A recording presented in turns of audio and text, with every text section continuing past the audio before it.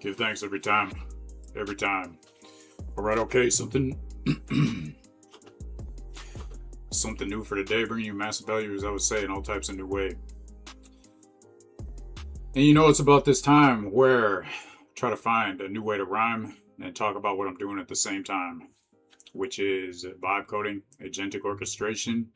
So you know you're in tune with the station of business, regulation, and creation, not imitation. So back to what I'm doing, starting the new flow, making it better as I go. So sit back and enjoy the show of the developer journey, and give thanks every time.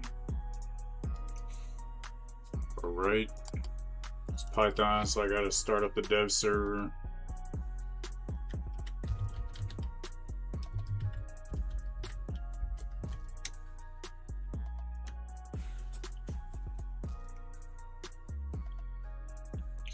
Get on my vibe coding glasses.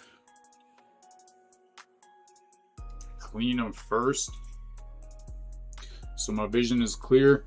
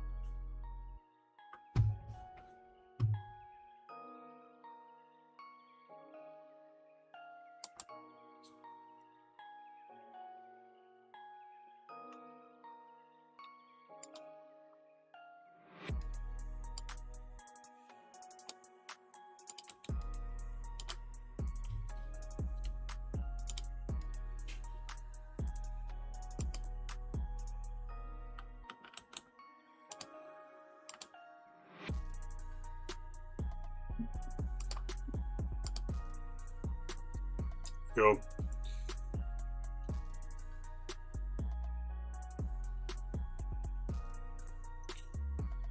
Last run yesterday worked.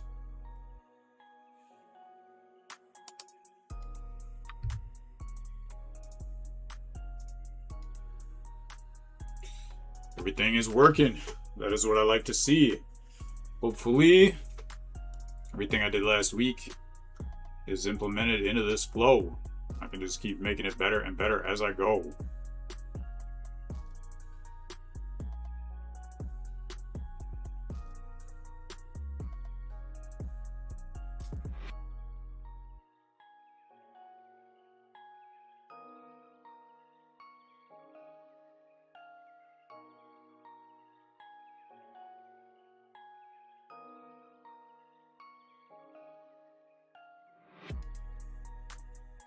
It's like it's all about SoFi AI. And SoFi is one of those stocks that I'm glad I bought back when it was like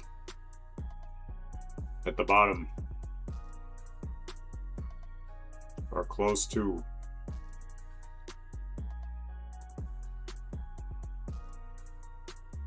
Actually, I want to check their stock real quick.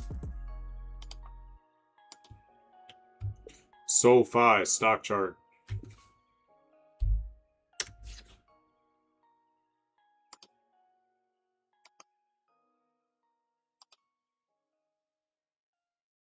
Has not been doing much. Oh, okay. Well,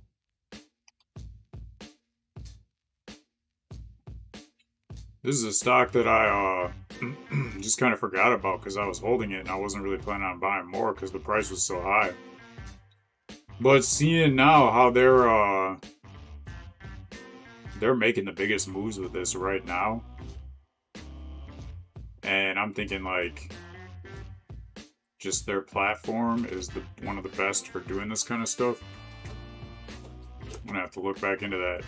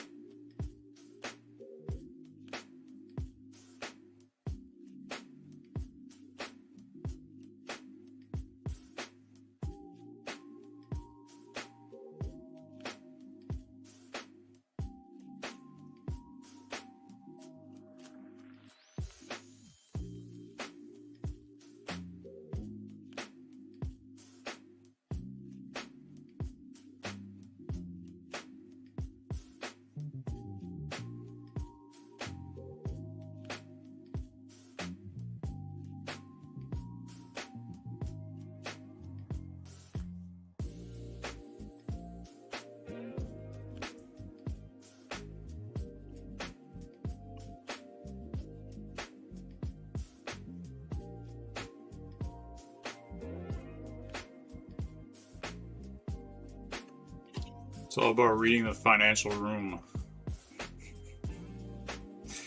That is like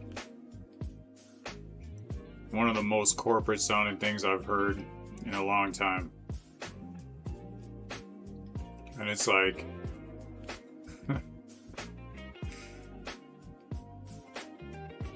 we just need all your financial information so we can read the financial room.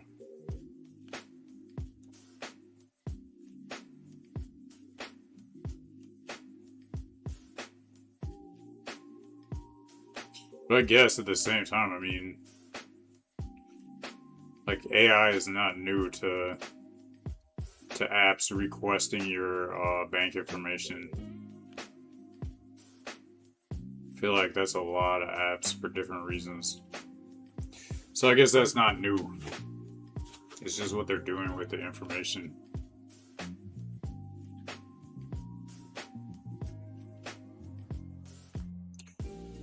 What if you want your financial information private? Then that's where you can use Stackivate.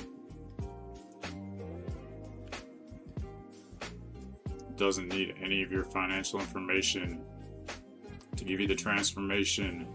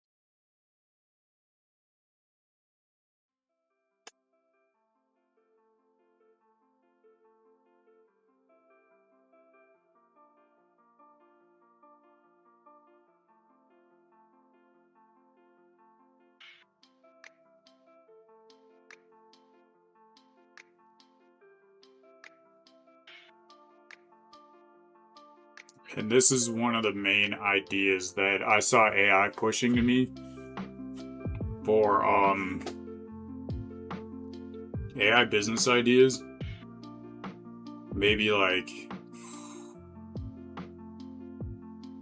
over the last 6 months to a year. And that was creating tools to create personalized proposals for like wealth management, in this case, is what they're talking about, but also for, you know, lawyers, tax professionals, any kind of business where client proposals is a big deal and takes up a lot of time. And I'm really seeing the first like major corporate version of this idea. And it's in fintech for wealth management firms, pulling data from Salesforce, eMoney, Morningstar, but it's B2B, which I guess that makes sense actually, because it's selling to businesses, so that would make it B2B. All right.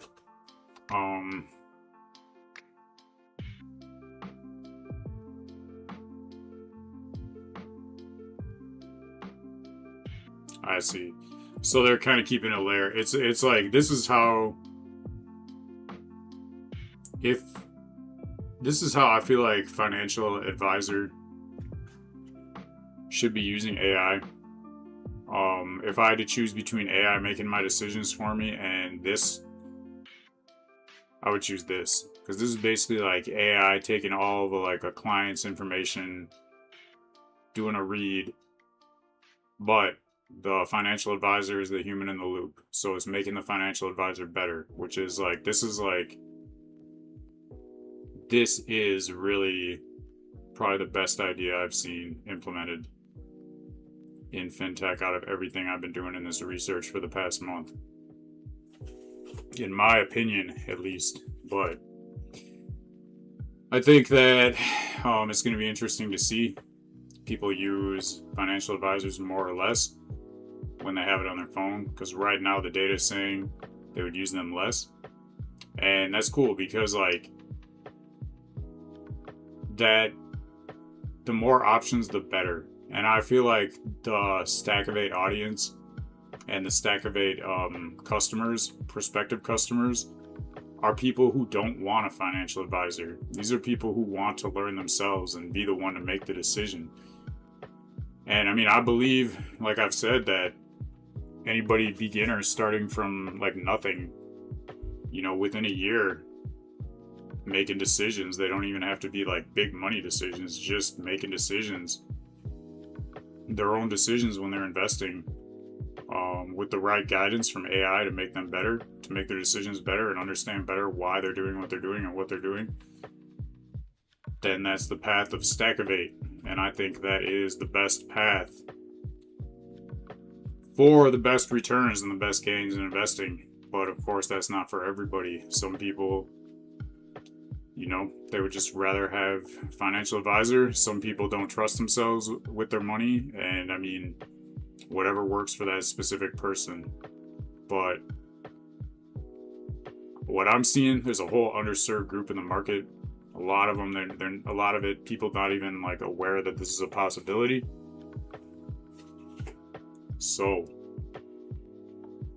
just get in where I fit in and find the right lane for Stackivate, which the cool thing is the main lane with Stackivate is, you know, develop your own investing style. And honestly, when I started that, the need for that was not even as strong. It keeps getting stronger. The main like core of Stackivate, which is you being the one to make the decisions and you getting better over time and developing your own style, as AI advances the way it is in fintech, that need or option even, I think, is like becoming like exponentially more valuable than when I first started this business. And I got to congratulate myself and I got to pat myself on the back because I saw it. And I was like, you know, at the time, like I saw it as being important, but I didn't think it would get that much more important so quick. But now it's where we're at now, and that's all that matters. The past is the past and the future is the future. It's always right now.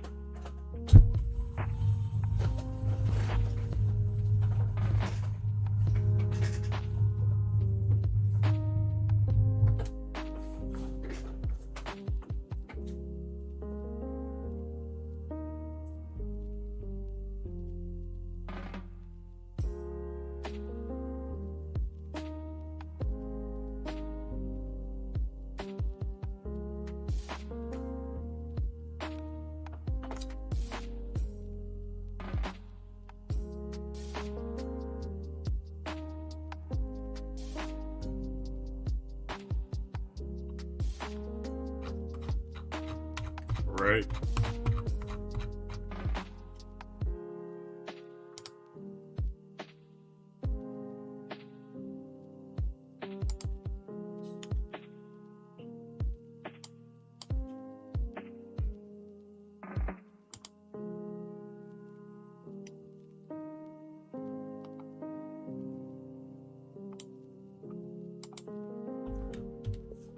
All right, I just read the weekly research, and I want to reason with you like you are the head of this department, of this workflow team.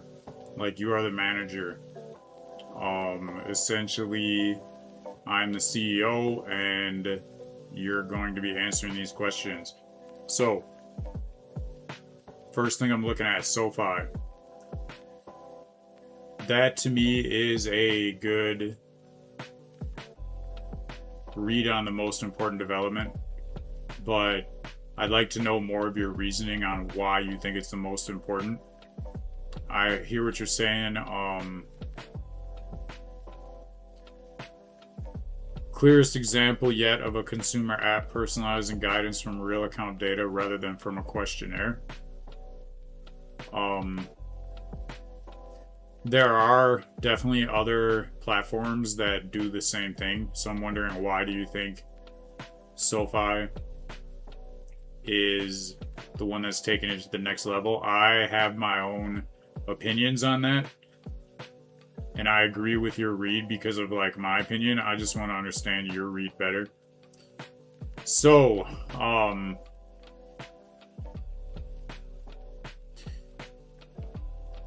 I know the next step is to answer the quiz, or the questions about this week.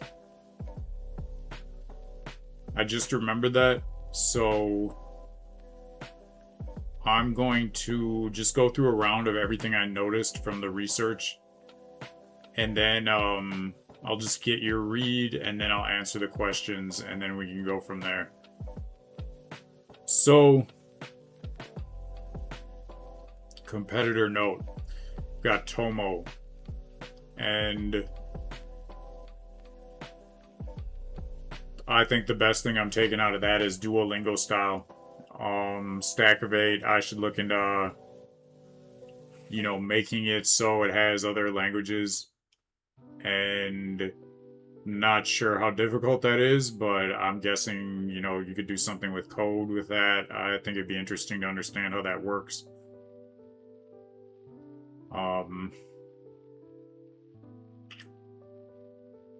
I'm seeing how that Tomo is probably the closest thing you're finding to what Stackivate does.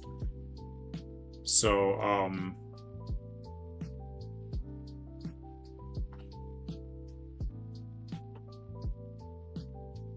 the main thing I'm wondering, I guess, off the top of my head is if you know what the main Tomo features that perform the best on their website, that would probably help. And then Reddit themes definitely looks very similar to what I've been seeing. Doesn't seem very new.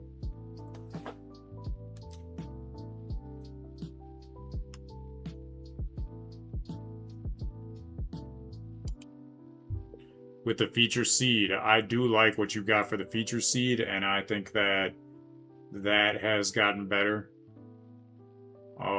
Finding like a better feature. So I would agree with this. And again, I remembered like when I'm agreeing with this, like that I think some of these are decided, like the video ideas through the questions, which I'll do next. So don't take any of this as like making any decisions on any of the video ideas.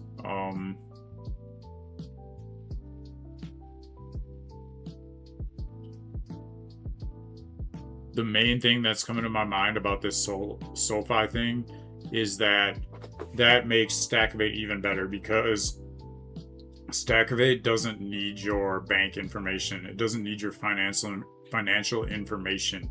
It just collects information on you from using it. So this is not only the better option because you're making your own decisions, but it's a better option because the way that fintech is going, it's all about giving it access to like all your financial information so it can make better decisions for you. Where Stackivate is like teach yourself to make better decisions, and it doesn't require any of your personal financial information, so that can stay private to get the value. You don't need to offer that. Maybe there's something where it can be optional, but definitely I'm seeing that as like another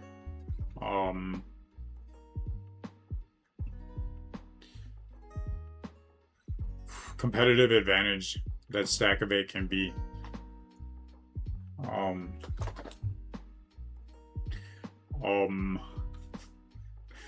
Let me just think for a second. Let's see.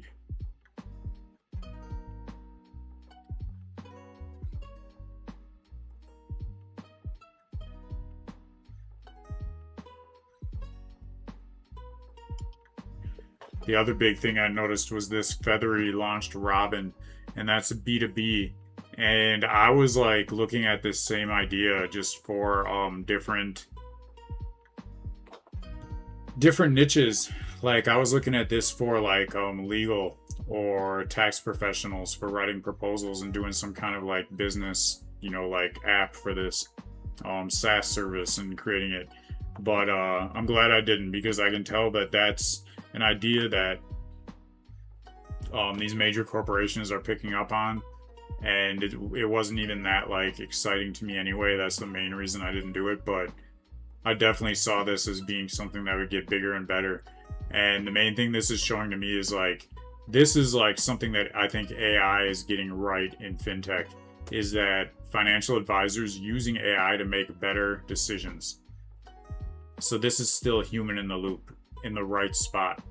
Whereas like the majority of these corporations and these banks seem to be like acting like it's okay, especially like this early in AI's evolution, to take the human out of the loop, especially when it's coming to your money. So I mean, this is like confirmation that that somebody at least other than me in the industry sees that as a problem, and they're basically like doing the right thing with it.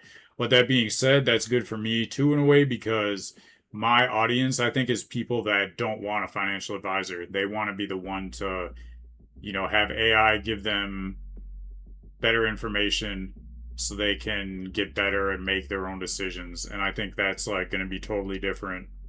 That's not really my competition, is financial advisors, but I see what they're doing and I think they're doing it right.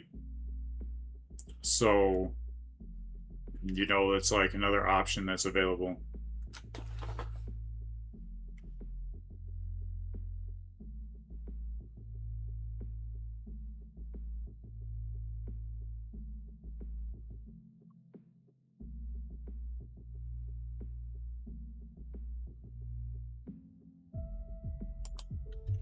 Does seem like you have mentioned Tomo and SoFi, maybe a little bit repetitive.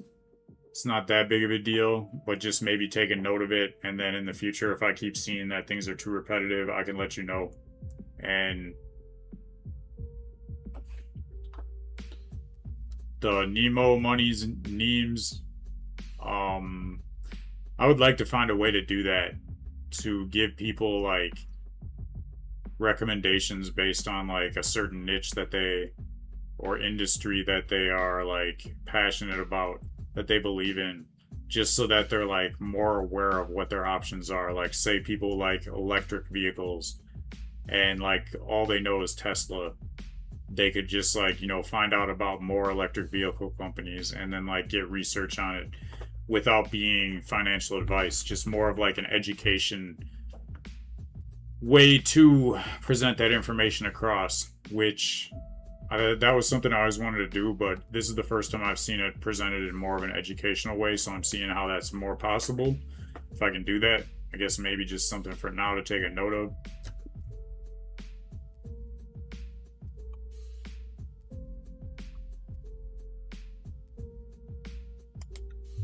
With the onboarding stuff, I I'm not really seeing how like that can apply to Stackivate. That doesn't really seem like a Stackivate issue to me. This is about more onboarding when it comes to getting people's financial information, and that's causing people to leave the site basically, stop what they're doing. And like I said, that we shouldn't be collecting people's financial information, maybe like optionally, but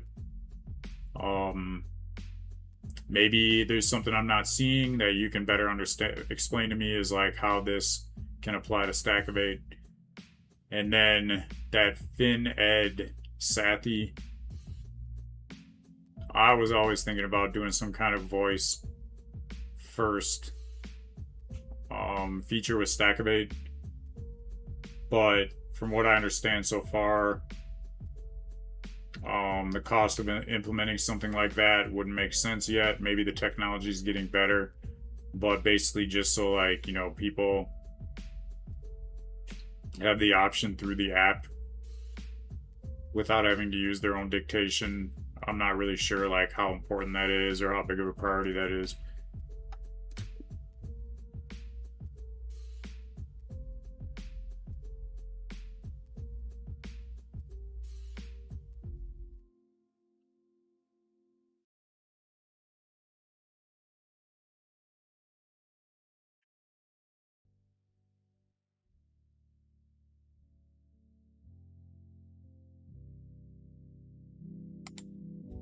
It looks like with regulations, everything's still like moving along in Europe like it's supposed to. With America, it's just kind of like still just sitting in limbo, which seems to be the decision that was made. If you see anything I'm not understanding, let me know.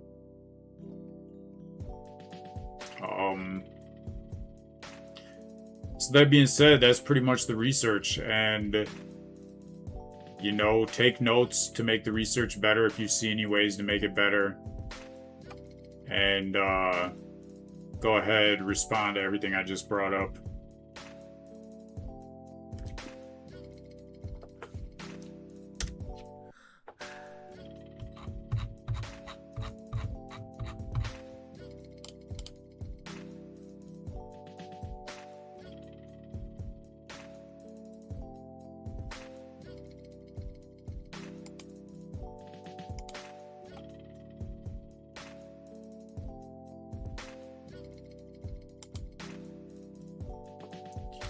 I think the top story is one that I would pull first or put first. Mainly, I'm seeing SoFi as like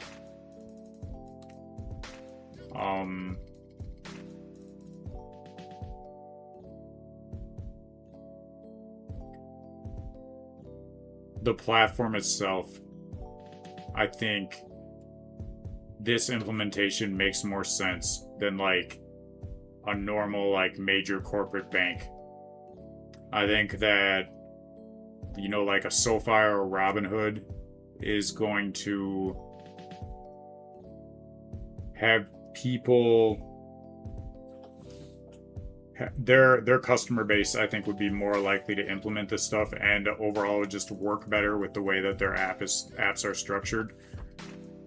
And this is, you know, just my intuition. This is just me thinking where a trend is going and taking a guess. But that's why I think that this was the best one. But I did not see that reasoning in the research. And I did not really get clear on what the reasoning was.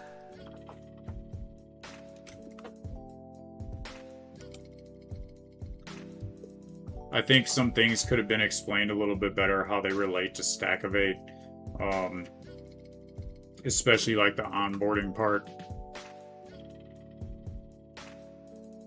Some spots it seemed like the SoFi and the Tomo was being brought up multiple times when it wasn't necessary, but it wasn't bad. So I think just like for now, leave it, and then if I'm finding the same pattern and it's annoying to me in the future, then I'll know to do something about it.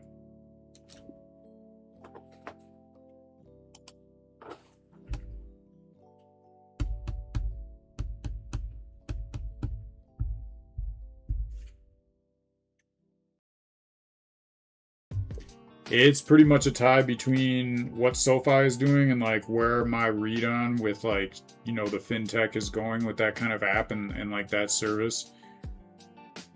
Kind of me like, you know, giving my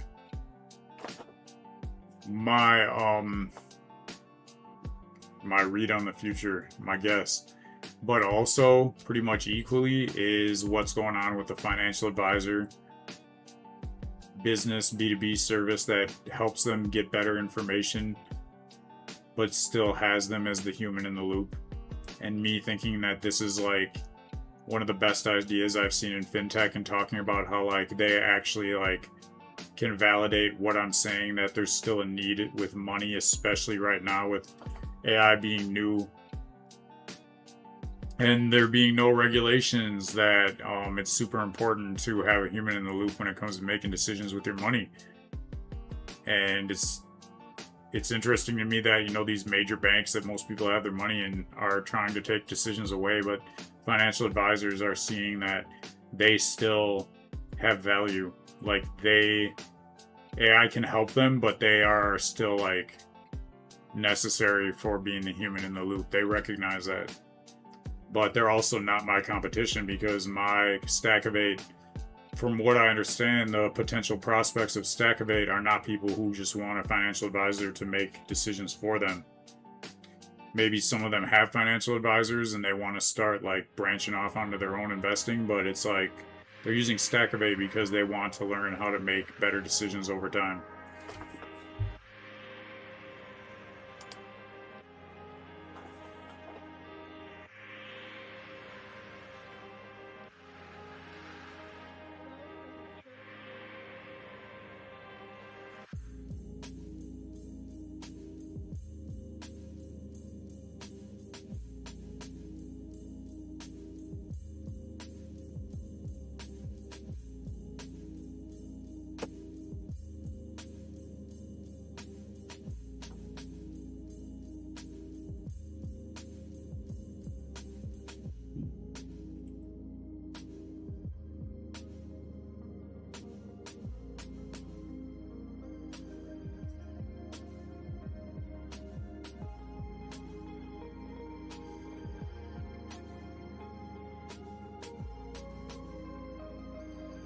A real moment.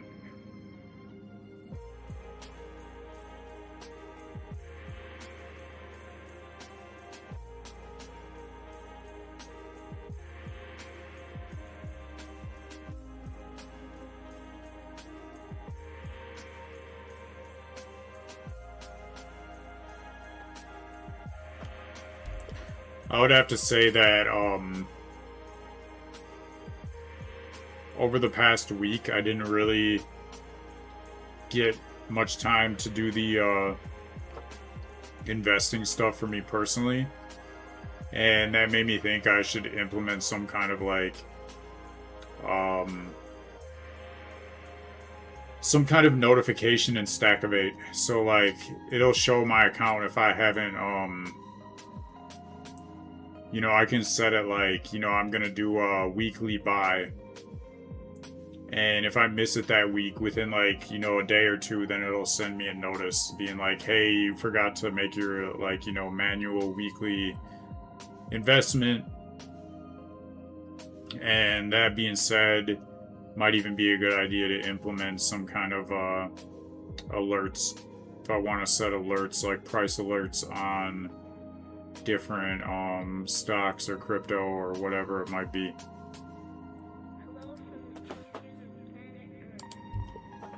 I think the main thing that could be done better, differently, is that more for how things relate to Stackivate. The research is getting better. I'm noticing it's definitely getting better. I'm just trying to focus on like the biggest things first, each run through, and the problems become smaller and smaller. So I'm not going over like the nitpicking smaller stuff now. I'm just trying to like make the main areas of the research better right now. And I feel like that's the main thing, is like how things relate to Stackivate as a business, and what like, you know, information can be the best kind of like advice or extraction from that.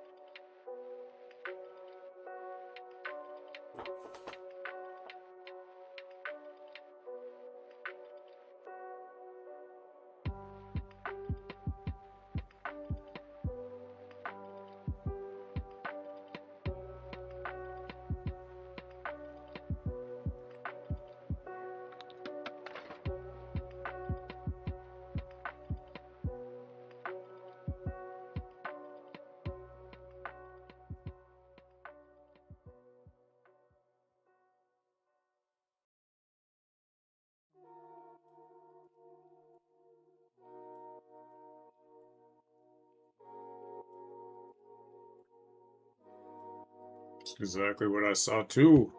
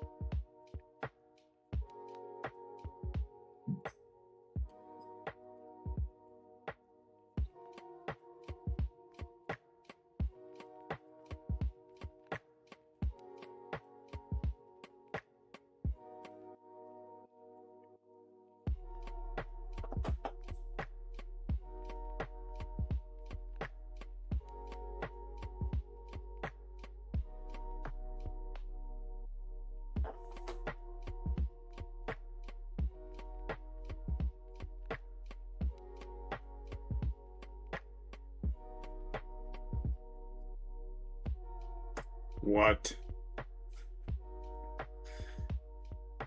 13,000% 3-year growth? What?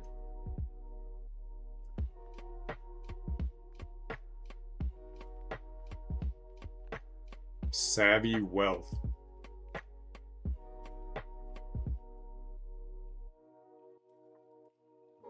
AI assist licensed advisor platform, but there's so many of them now. Why this one?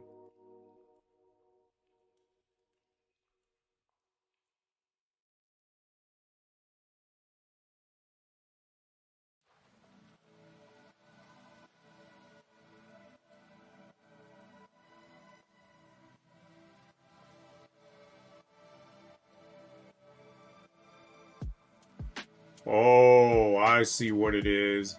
That is okay.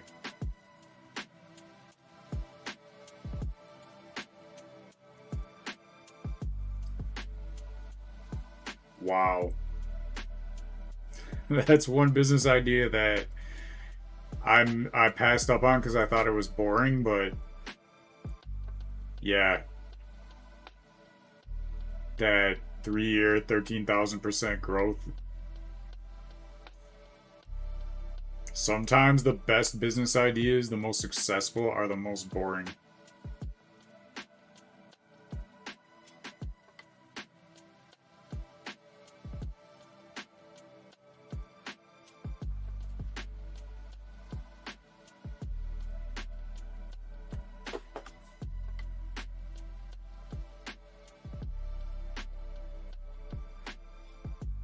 So awesome to see this system working and getting better each week, like way better than I thought in most areas. Some of the areas is still like training, and I get it, but the main thing is like it's working.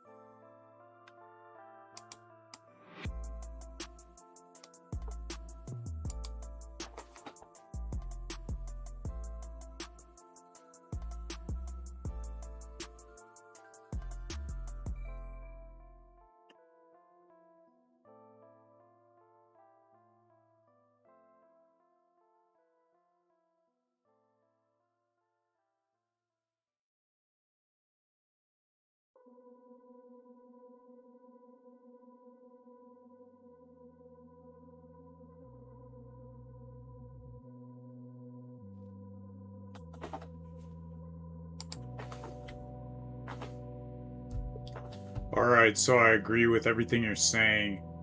Can't think of anything that's really like extra to add. I think this is moving in the right direction. This research is definitely getting better.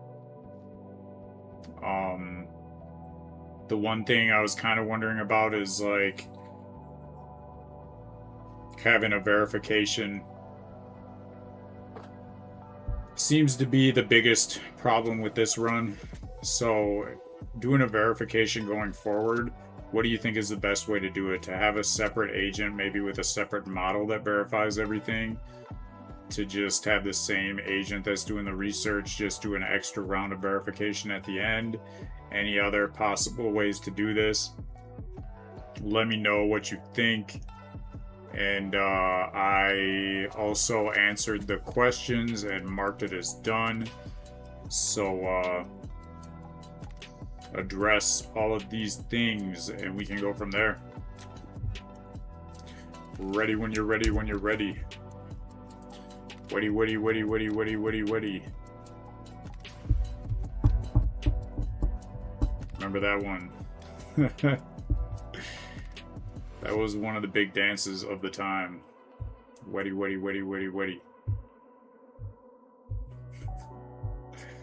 Push the broom. Mow the lawn. Sweep them away. Sweep them.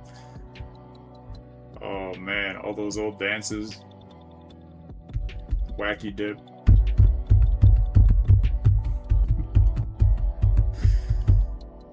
Flower bloom.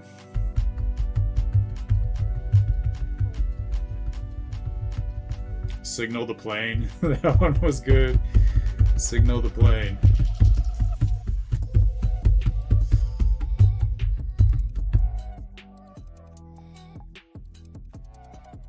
Log on.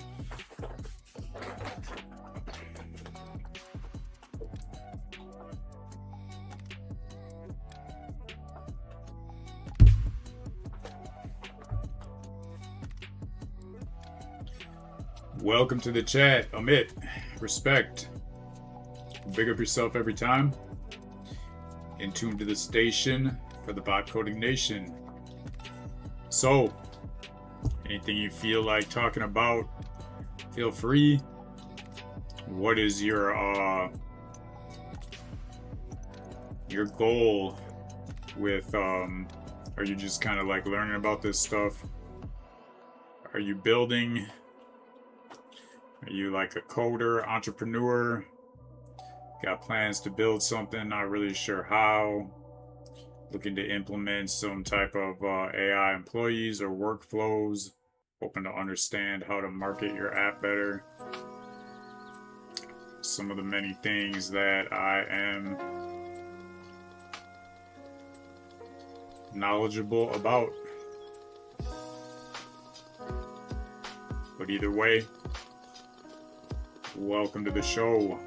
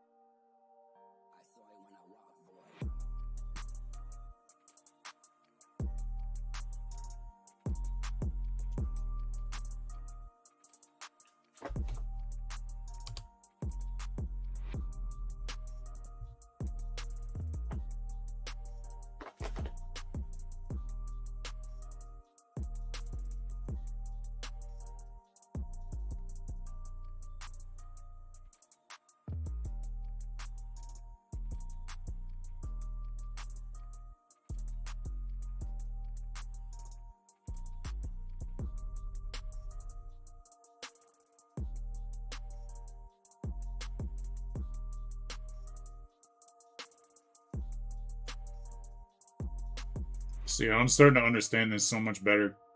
Like, I just intuitively knew, like, okay, this verification process should be a separate agent with a separate model. Because if I just use the same agent, especially the same agent and the same model, which, like, I'd have to do anyway. But anyway, that would be, like, not right. And I'm seeing this stuff, like, that's awesome.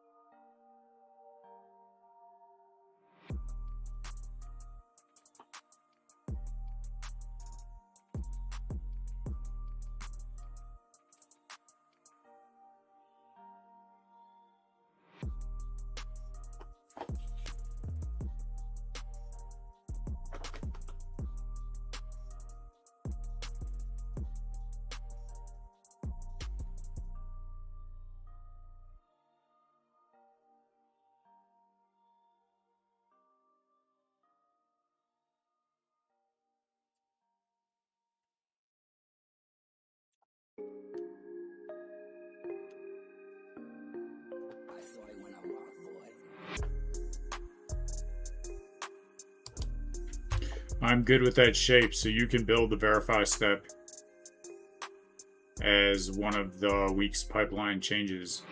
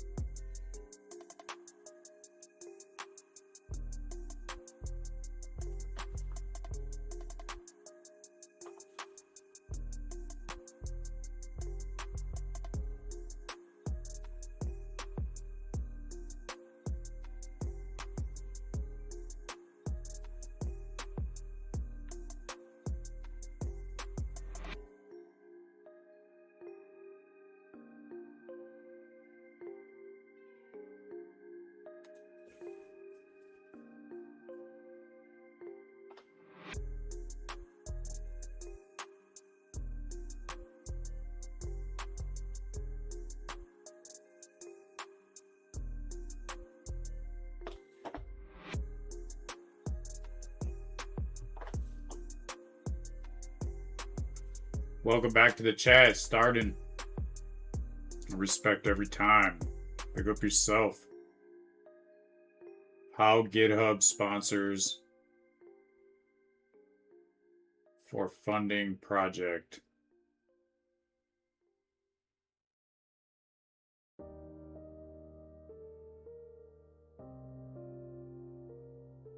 I don't know if you're asking me a question, but I'm a little bit confused about what you have got to say. You're wondering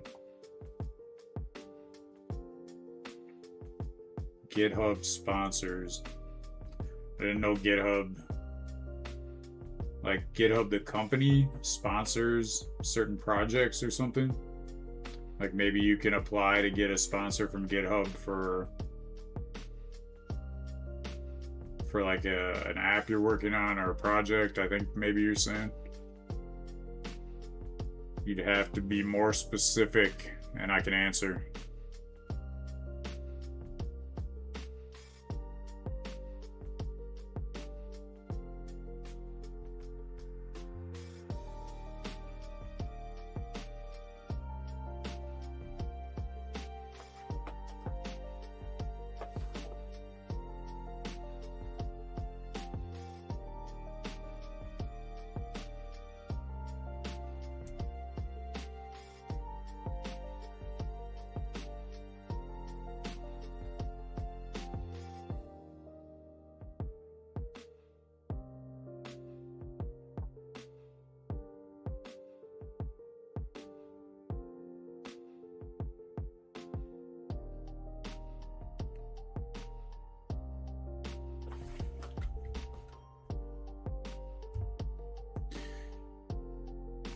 So I'm thinking, let's build the verifier when I'm done with the workflow for the week. I just want to run through the workflow and keep that the top priority. And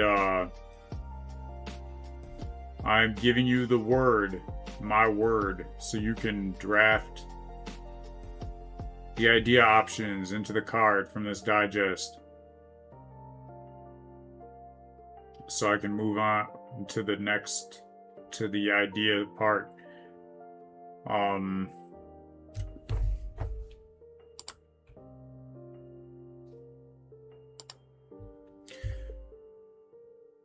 Also, the card I'm on right now is the weekly X batch. So, oh, they're already there. Awesome.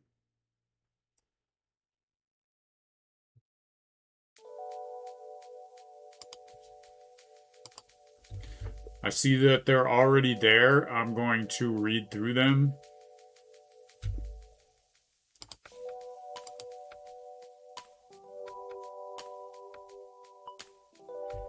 So that was kind of what I was thinking you were saying. Staradin. What do I think about GitHub sponsoring projects? I did not know they were doing that. Let me look into this real quick.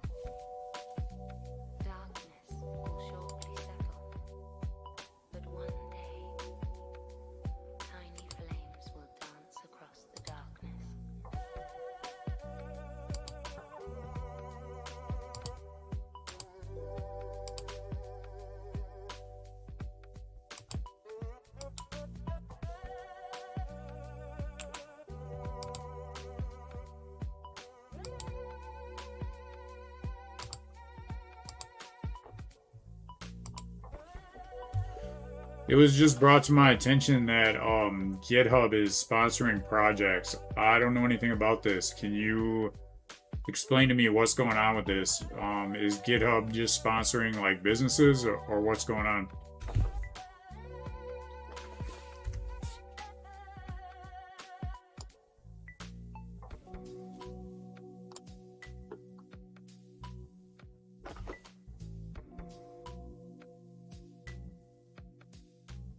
A built-in funding mechanism on GitHub. Works like Patreon, but built specifically for open source software developers and projects. Individual developers can apply to receive sponsorships. It's got to be for open source project. Can enable a sponsor button on your GitHub profile and repos. Oh, okay. This is cool. I think this is cool. GitHub takes 0% fees.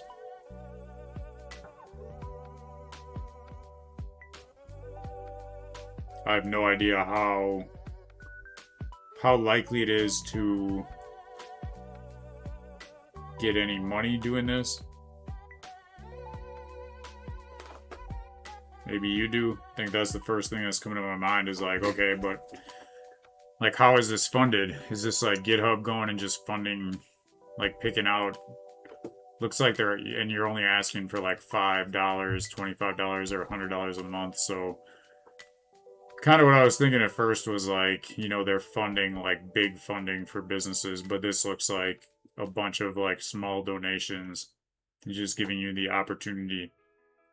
But that might be good. I mean, if you have a repo that's open source and it goes like viral or something, like a bunch of people start downloading it and you have that, maybe you can make a couple $1,000s or something in a short amount of time and just like invest that money right back into the business. Because if you're getting a signal like that, then that must mean that there's some value for it.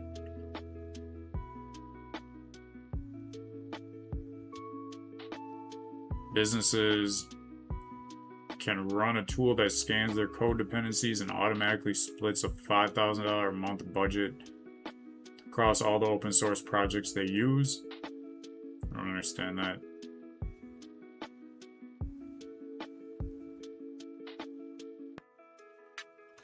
I'm gonna take a note. I do have some open source projects, but they're really old, but why not put it on there and try it? Try adding button for GitHub sponsors on open source projects.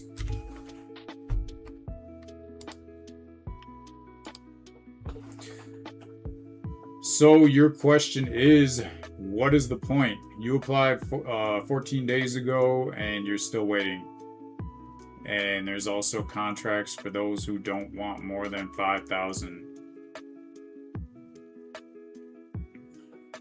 Oh, okay, so maybe I understood this wrong then. It looks like you're applying for like 5,000. So like GitHub's giving in chunks of 5,000, but that button might just be optional. And you're still waiting. I mean, that's what I was wondering is like how possible is this? What are your actual chances? I'm gonna ask what Gemini thinks. So the person who mentioned this to me said how they applied about 2 weeks ago and they're still waiting, no response back. Sounds like maybe GitHub is like, you know, giving you the option to apply for $5,000. And I'm wondering like what's the odds of actually getting any kind of funding from GitHub? Like how often do they fund businesses or projects? Like what are your actual odds if you go through all the hassle of doing the application to apply for this? Kind of like some financial aid. Basically what it's sounding like, but I mean, doesn't sound, if you're already doing this anyway, then like what, why not? So I'm guessing you were doing GitHub sponsors matching fund.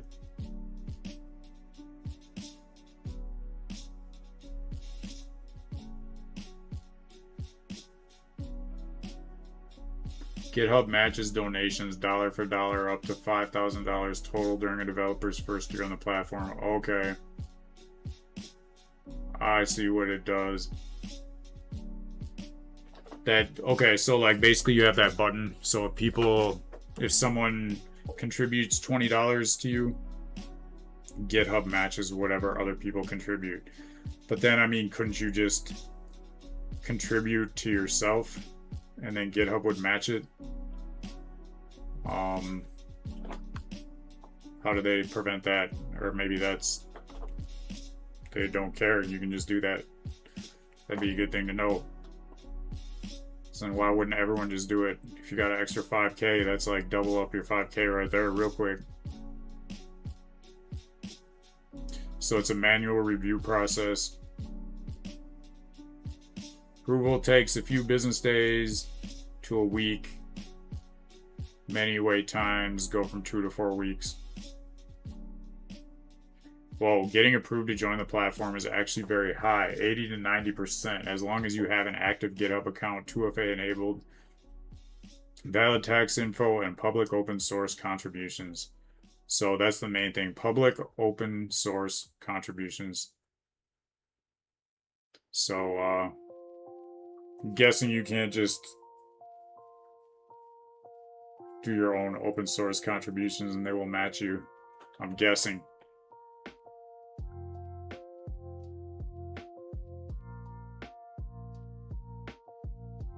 Out of the tens of thousands of approved developers on GitHub sponsors, less than 20% ever receive a single dollar in sponsorship. The vast majority of funding flows to the top 1% of well-known open source maintainers. That sounds like pretty much what I was thinking, like how businesses, supply and demand work with this kind of thing. It only takes 10 minutes to apply. So yeah, if you're already doing this anyway, but it doesn't sound like something to like do just to apply. So what do I think about what's the point?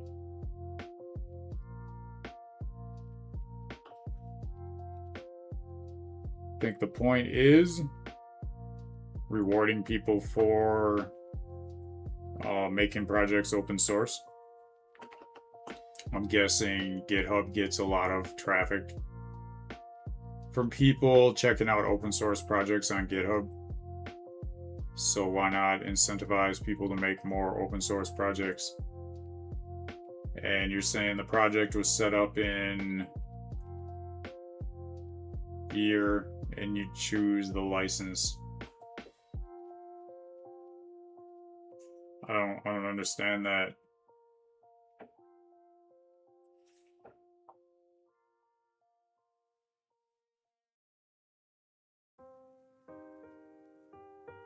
License for what? Give we a license.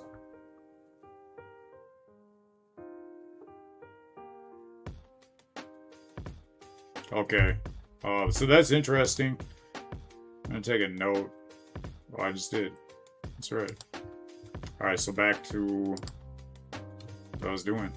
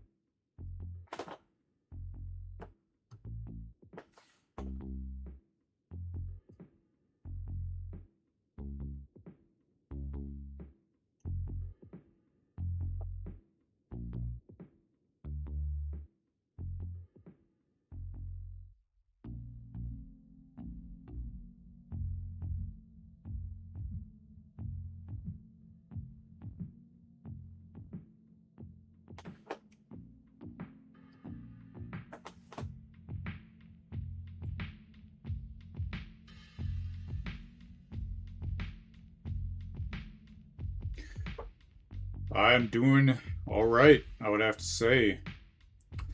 Pretty much feels like a normal average day. So hopefully you're doing good too. Welcome back, C Films. Respect every time. Give thanks every time.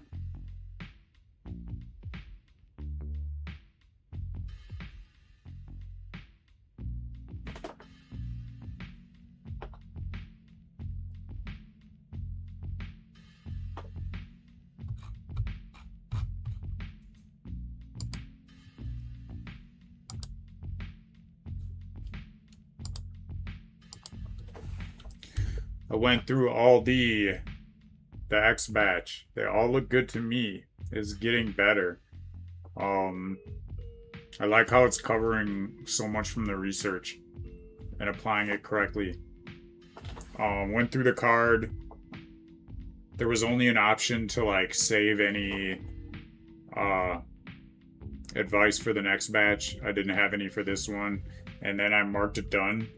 So I'm just wondering like how this is going to work with the agent when I'm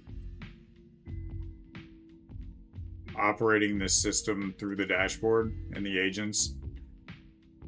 So basically, like, do you think there should be a button, I guess, saying something like ready to schedule all the posts?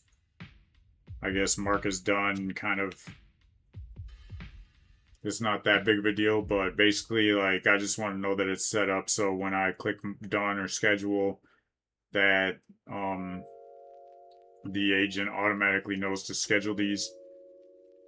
For right now, you can manually schedule them, but just explain to me how that part works, and if you think you see the best way to do it, see anything better, how things are set up right now. Kind of a lot for one prompt. So looking back at the chat, the license is to protect your rights from theft. So the project was set up in, I guess you're saying any random year, and you choose the license.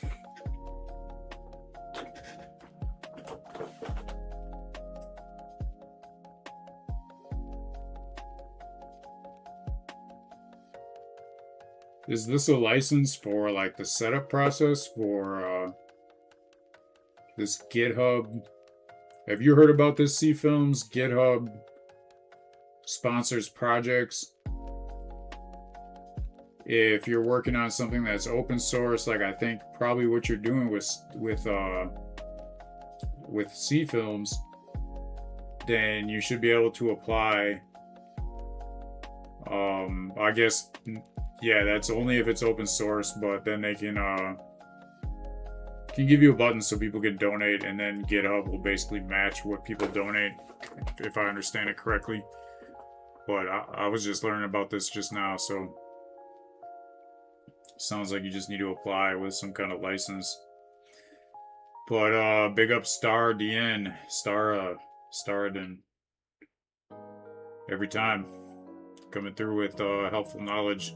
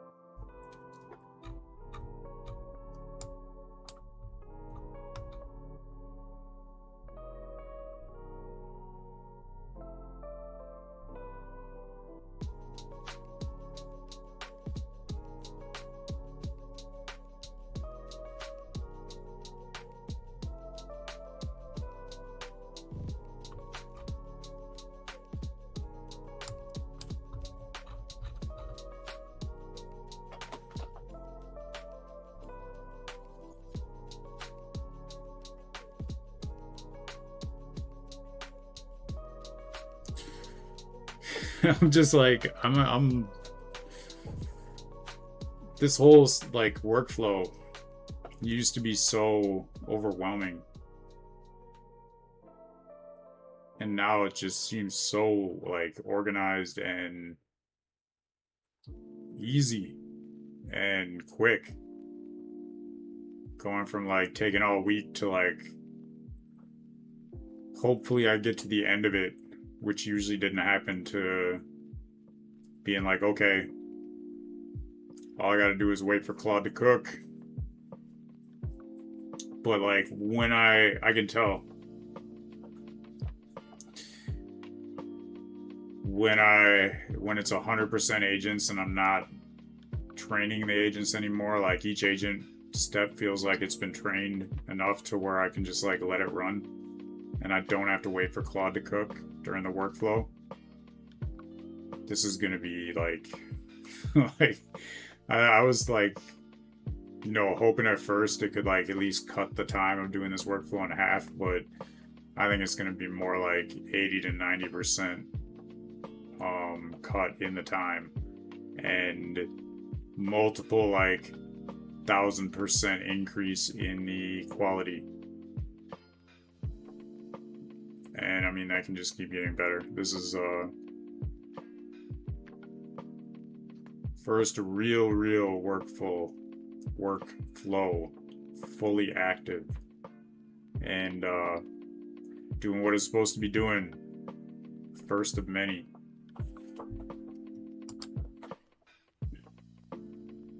Because last week was the first week I got to the end of the workflow.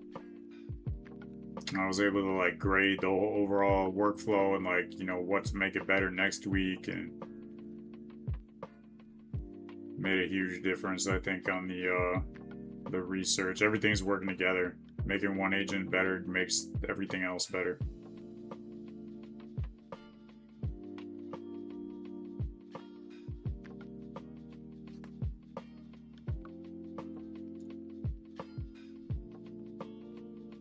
And also, I'm cooking with Fable 5. So when I get like a different model on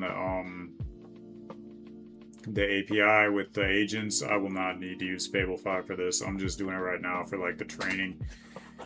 Fable 5 takes longer, but hey, wait a little bit longer for better quality, and I have Fable 5. But the other models catching up quick, and they're way cheaper. I think won't be long, and Fable 5 is going to be like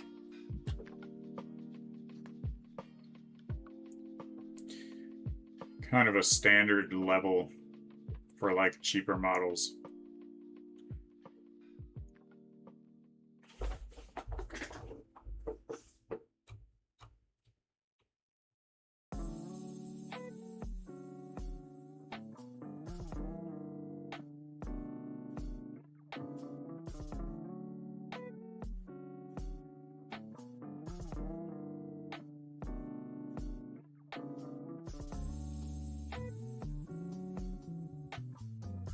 Well, I guess they built it. That's why it took so long.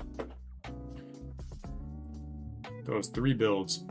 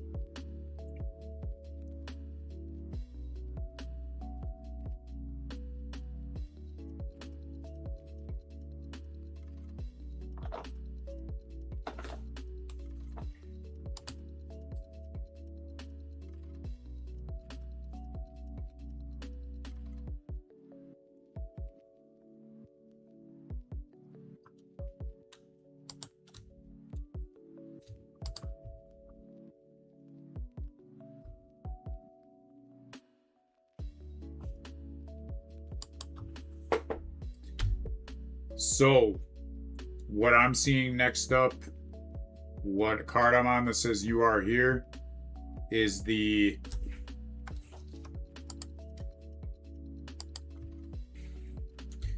email broadcast. And then I got shorts, and then it goes to picking the idea. That being said, I already did pick the idea. Looked at the email broadcast. I did mark it as done. It looks good to me, but I would like to take a note for when I'm done with this week's workflow to do some research into how to make this better. The main thing I'm seeing is maybe it's not directed towards my correct audience.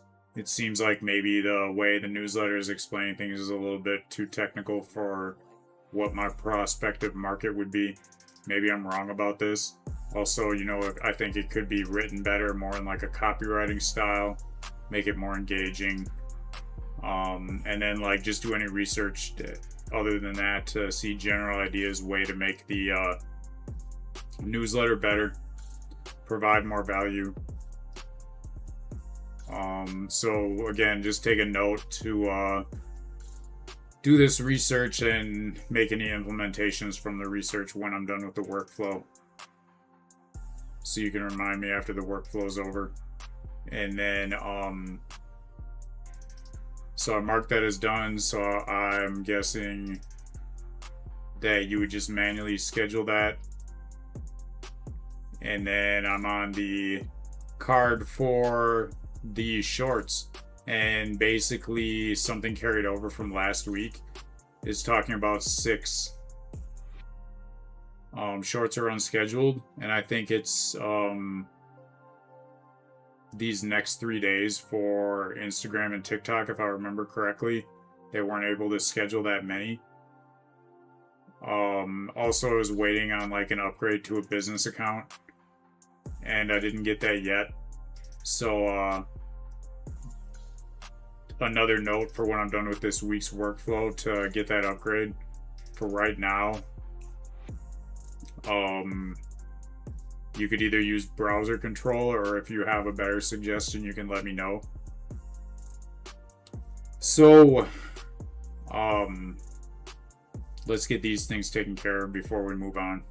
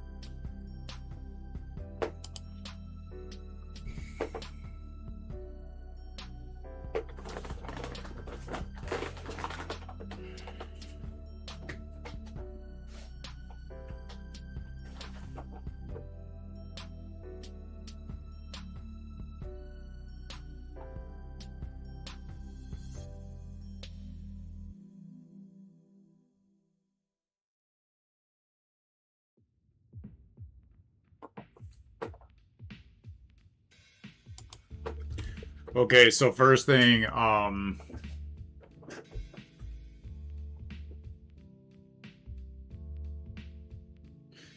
for scheduling the email, you're saying that it stays a manual in-session act by design.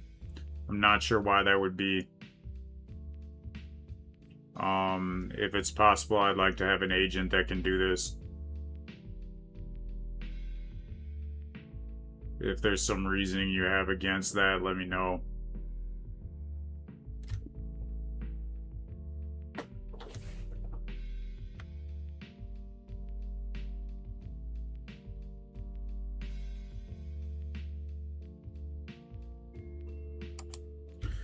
With Publer, I'm trying to sign in and it's giving me a forbidden error.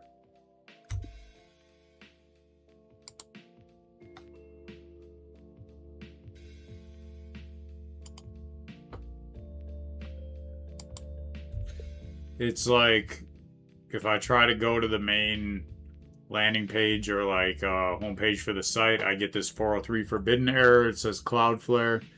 But if I try to like go through a different like part of the site in Google, it like the site works, but then when I try to continue as me to like log on, then it sends me to that error. I'm not sure why it's doing that. I've not seen that before. It's on the Publer Stackivate account on the Stackivate browser.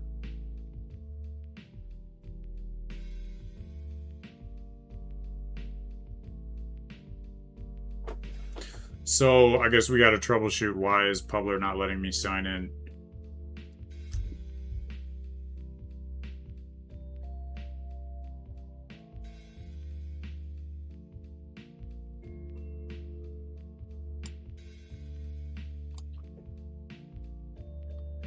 Tab you open.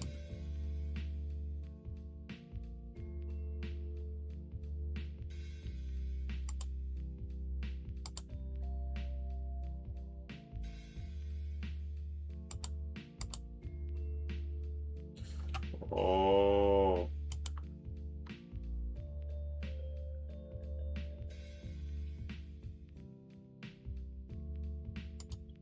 That's probably why. Alright, so I just looked at the Publer account you're trying to sign into in the browser, and that's the wrong account. I have two different Publers. That's the Publer from my personal brand, or it should be. You should be signing into the Publer in the Stackivate browser. So you're in the wrong browser. Still not sure why I'm getting that error message when I try to sign into Publer in that Stackivate browser, though.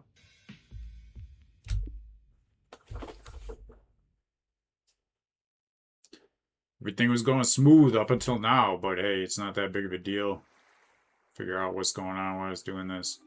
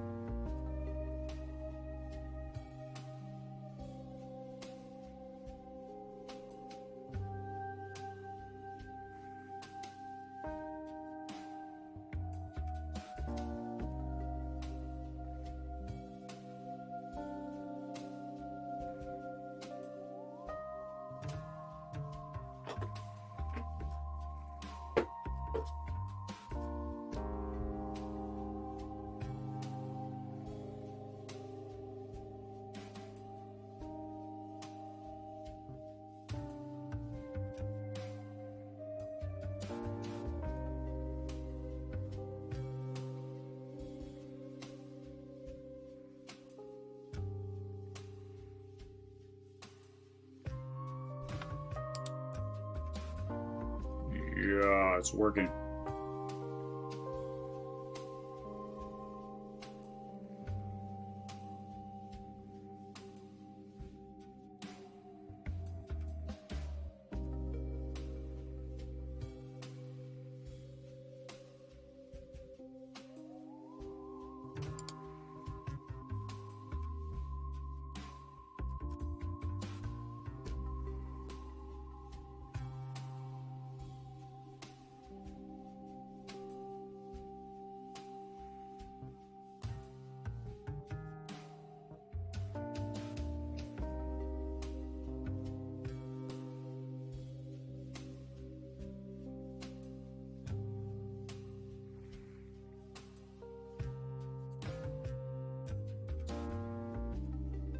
Struggle as artists isn't about appeasing the crowd.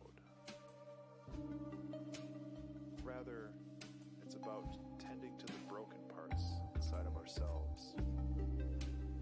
Yeah. We create things as a reflection of this struggle. Yeah, pretty much. Our perception of self. That's some insight. Isn't necessarily a thing you achieve. Rather, it is a state of mind which you constantly strive toward. Yes, this is like abundance mindset right here. An understanding that ideas aren't static, but fluid. Like Yes, water. ideas are fluid. Be like water. They come and go.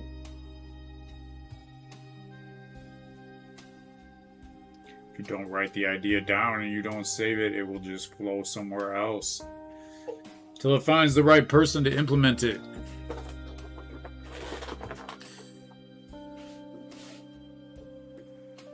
What I mean, it's people flowing around.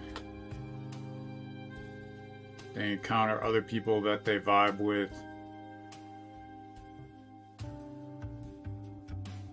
They vibe for a time and then they keep flowing. Well, sometimes.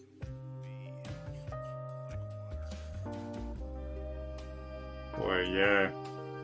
That's real insights.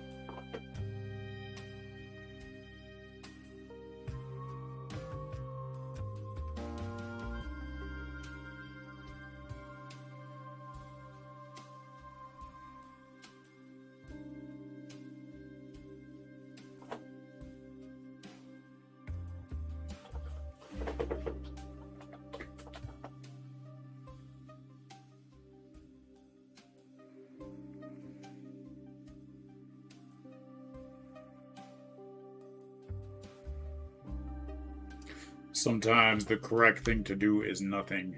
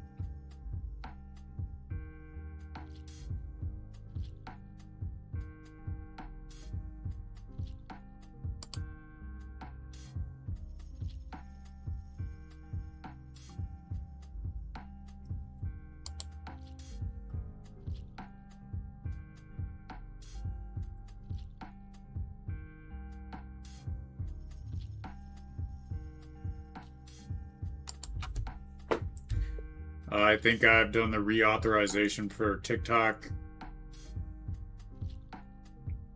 so it should be done. So you can go and complete the scheduling.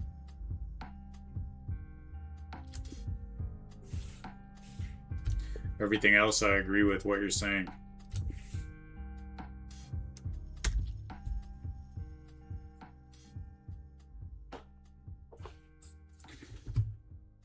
Seeing a new message on the chat. C Films is doing great.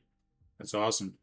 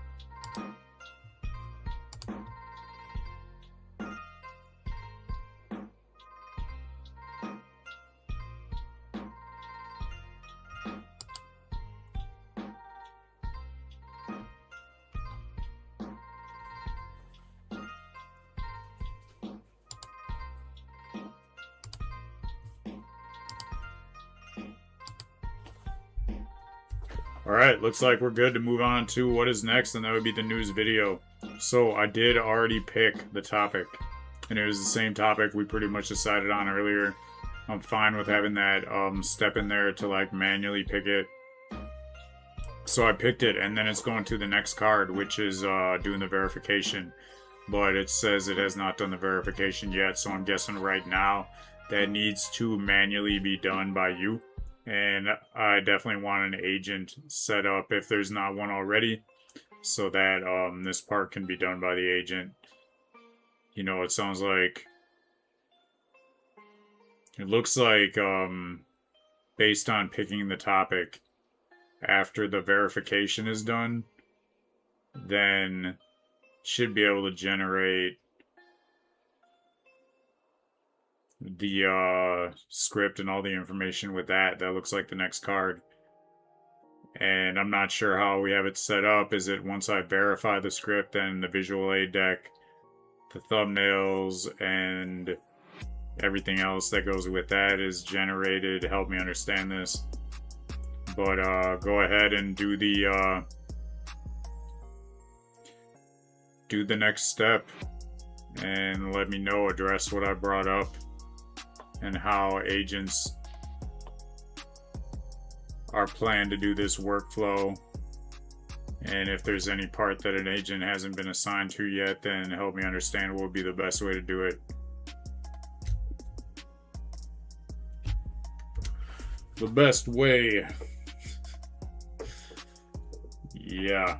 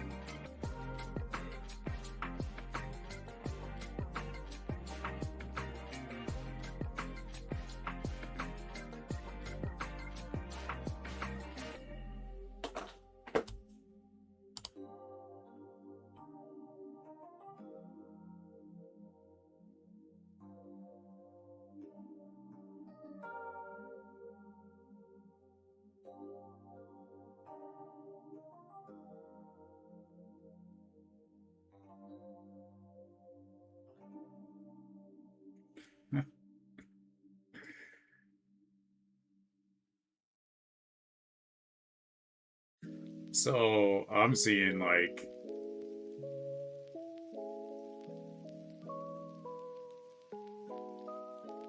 more areas for verification than I thought would be necessary.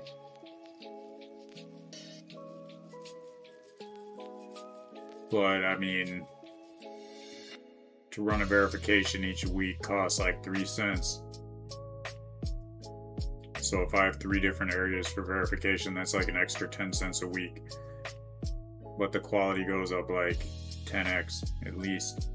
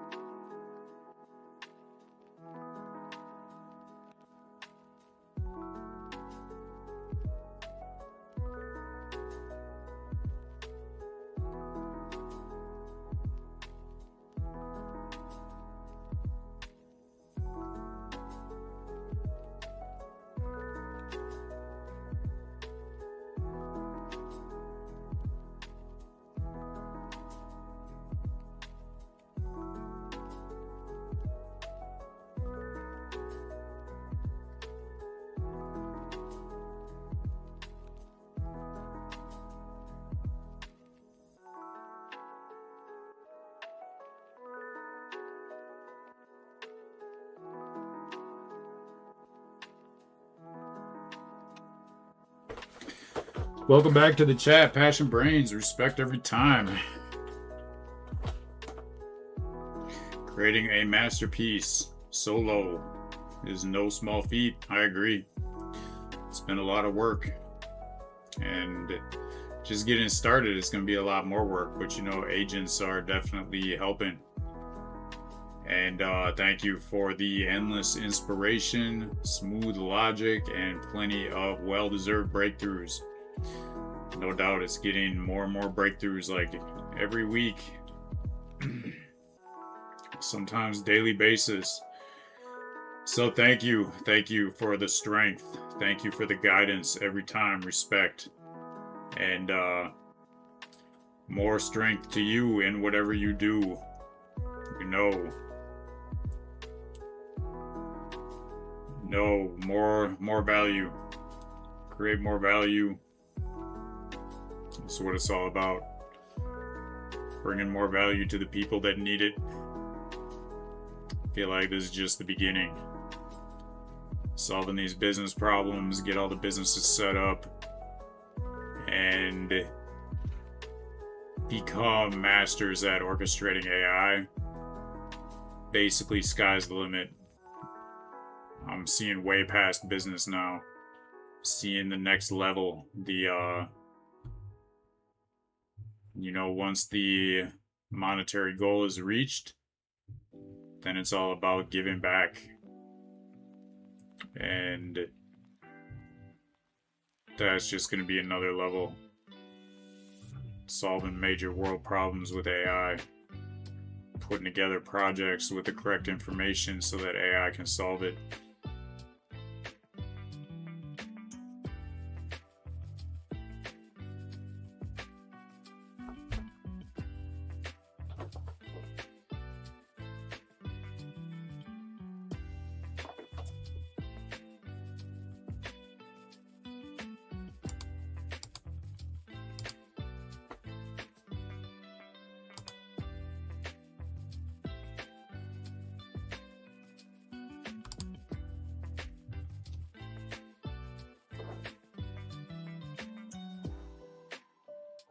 You've been trading crypto lately too. 3% gains daily is enough. I agree.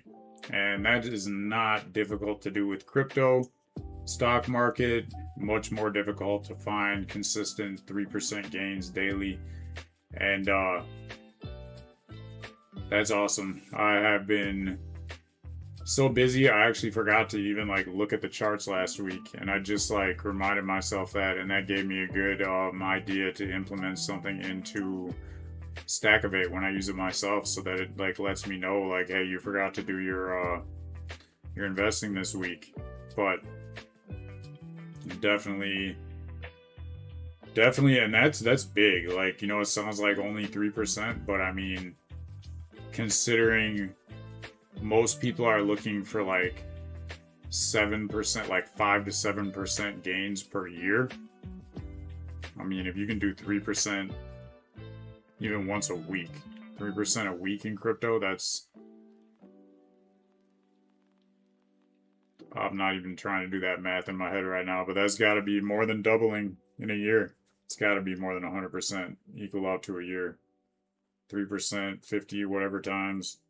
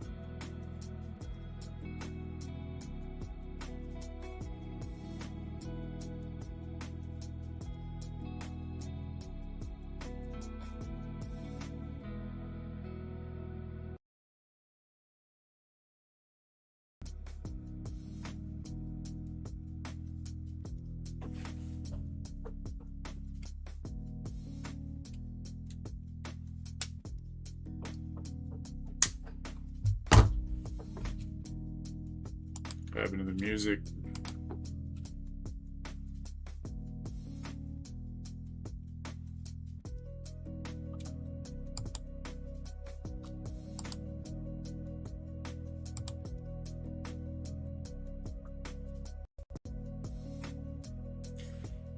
Guess it was just my AirPod.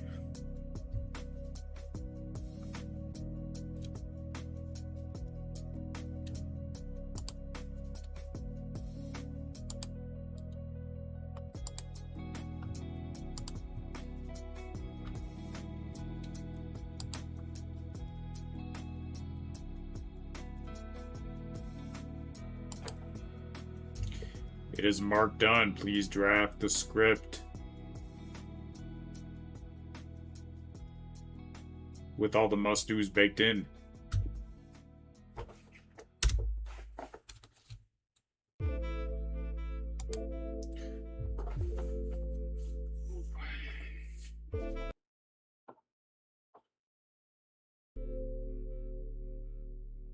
What is going on with my earpods turning off?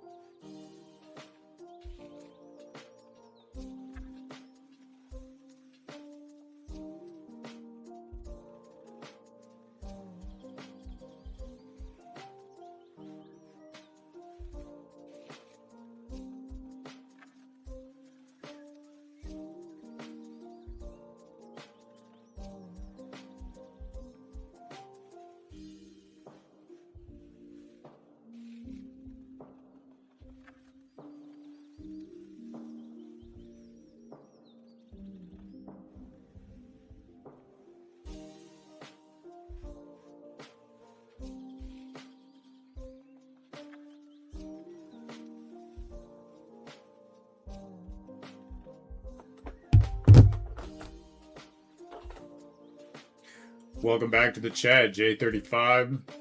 I'm doing good. Hopefully you're doing good as well too. And creating great things, providing a lot of value, and having value coming back to you. So it's full circle.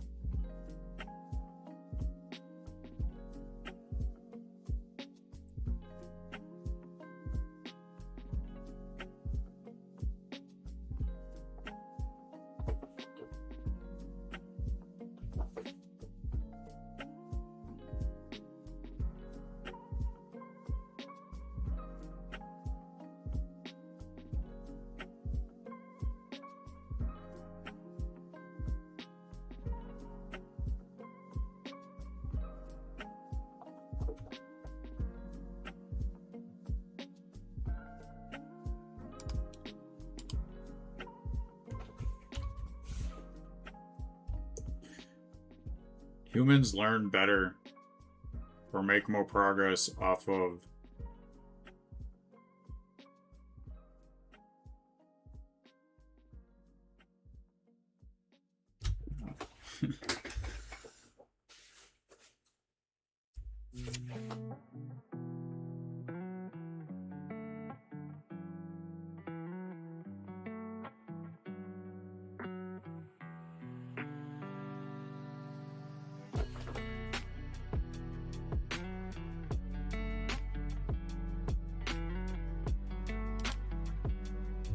humans operate better when progress is visible. See if I can find a way to make progress more visible in Stackivate.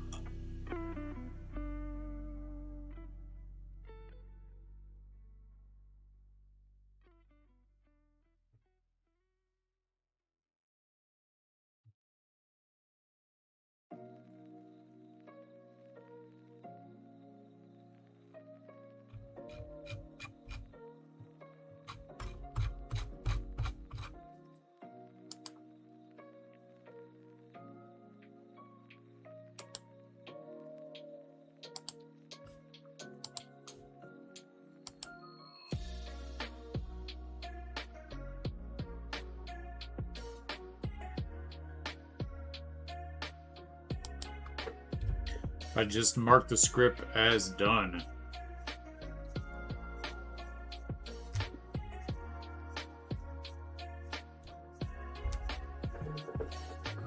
So from what I understand, there should be an agent that checks every 5 minutes to see if the script is done. This is something that the agent would do. We'll see.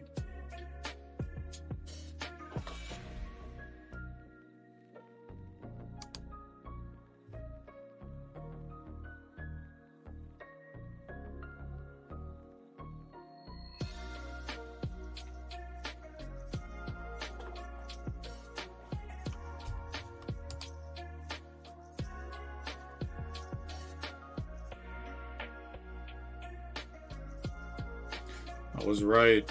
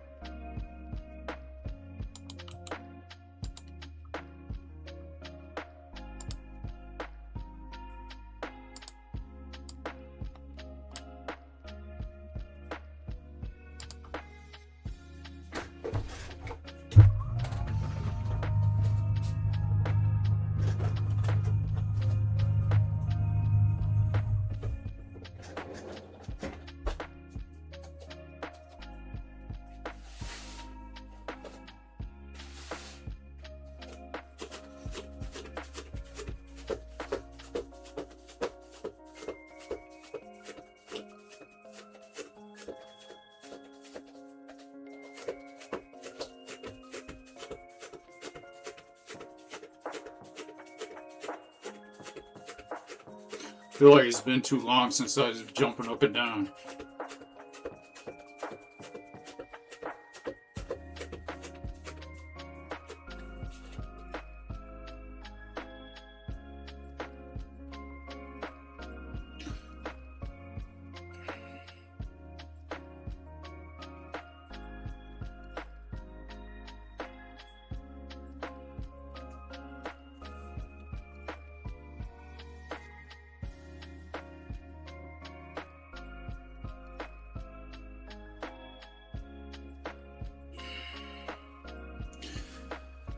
Much better. Give thanks every time for health and strength.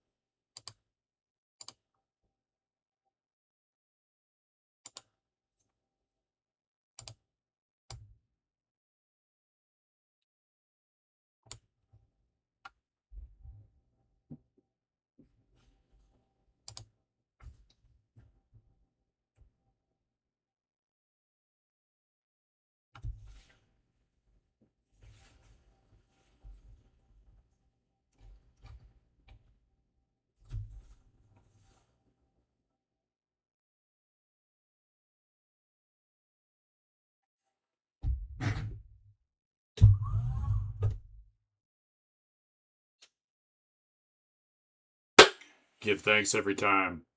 So, this week, we got the clearest look yet.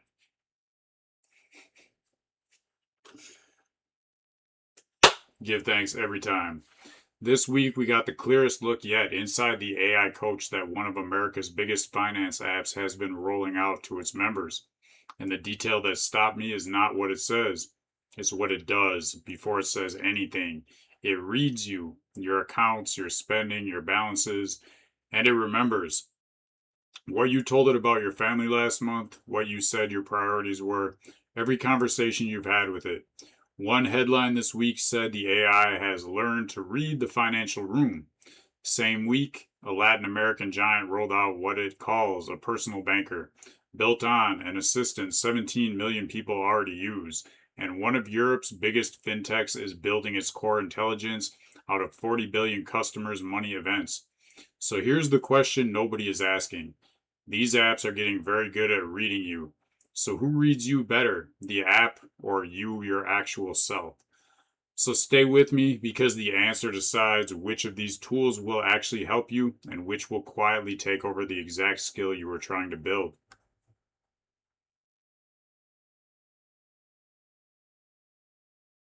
So I'm going to talk about what actually happened. First is the SoFi Coach. Launched originally on June 2nd for SoFi Plus members. However, what's new is this conversational guidance plus account level data plus persistent memory. Family circumstances, knows your priorities, your past conversations. About 50% of interactions so far have been about investing. This is built from 8 years of human planner conversations. So they basically took the data of conversations that humans have had with other human financial planners and they used that to train their AI. And attribution discipline, as far as reading the financial room, this was just the reporter who reported this news.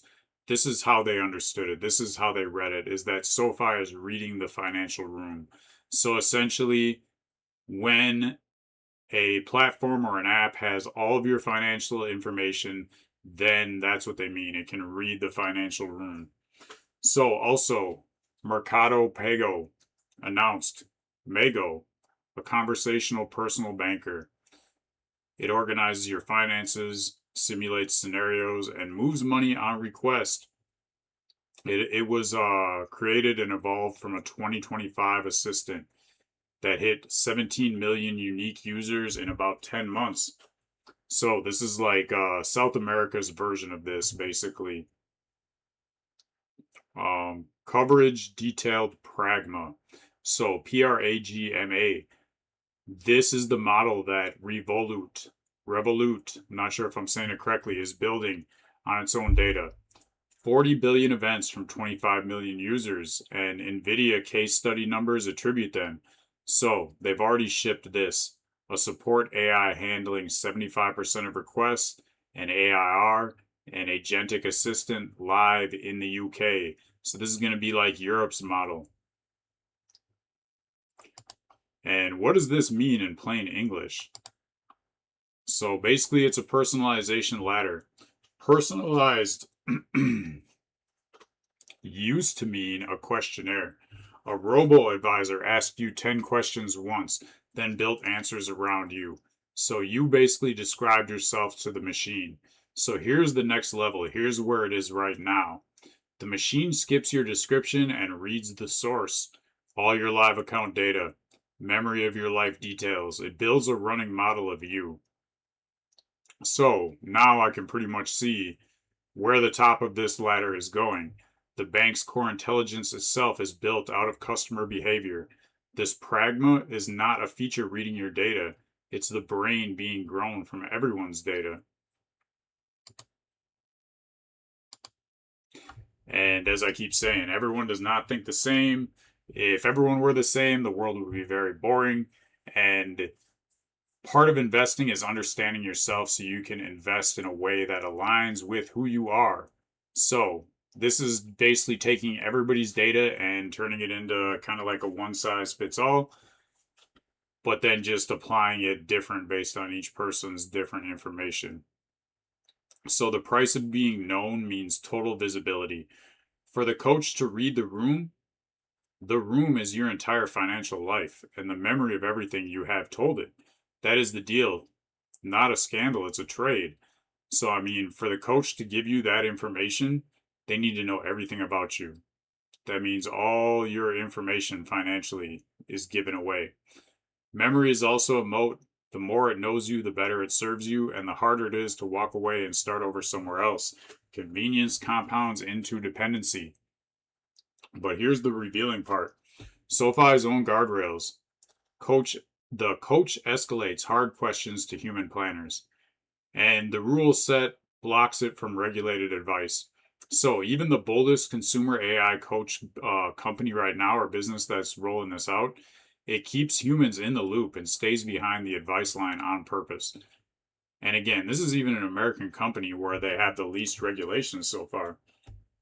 So SoFi's own testing handed us the punchline. The snowball method beats the avalanche method. So if you don't know, basically this is something that they found in their testing, that it has been advised to most people, two different methods for paying off debt. And snowball is basically paying off the smallest account first. And mathematically, advisors have always said it's better to do it the avalanche method, the other way, paying off bigger accounts first. But what SoFi has already discovered through AI data is that because humans run on visible progress and not spreadsheets, there's an art and a science to what's going on. And the hard part of money for most people was never the math. It was the human holding the account. So basically, it was the humans being able to like visualize and see what progress they made. And when a person can like see their actual progress when they're paying their debt, that is more important than actually like understanding the numbers of paying the debt. So this is really cool. This is going into like things that can help people. But again, I mean, this is like trying to say it's one size fits all.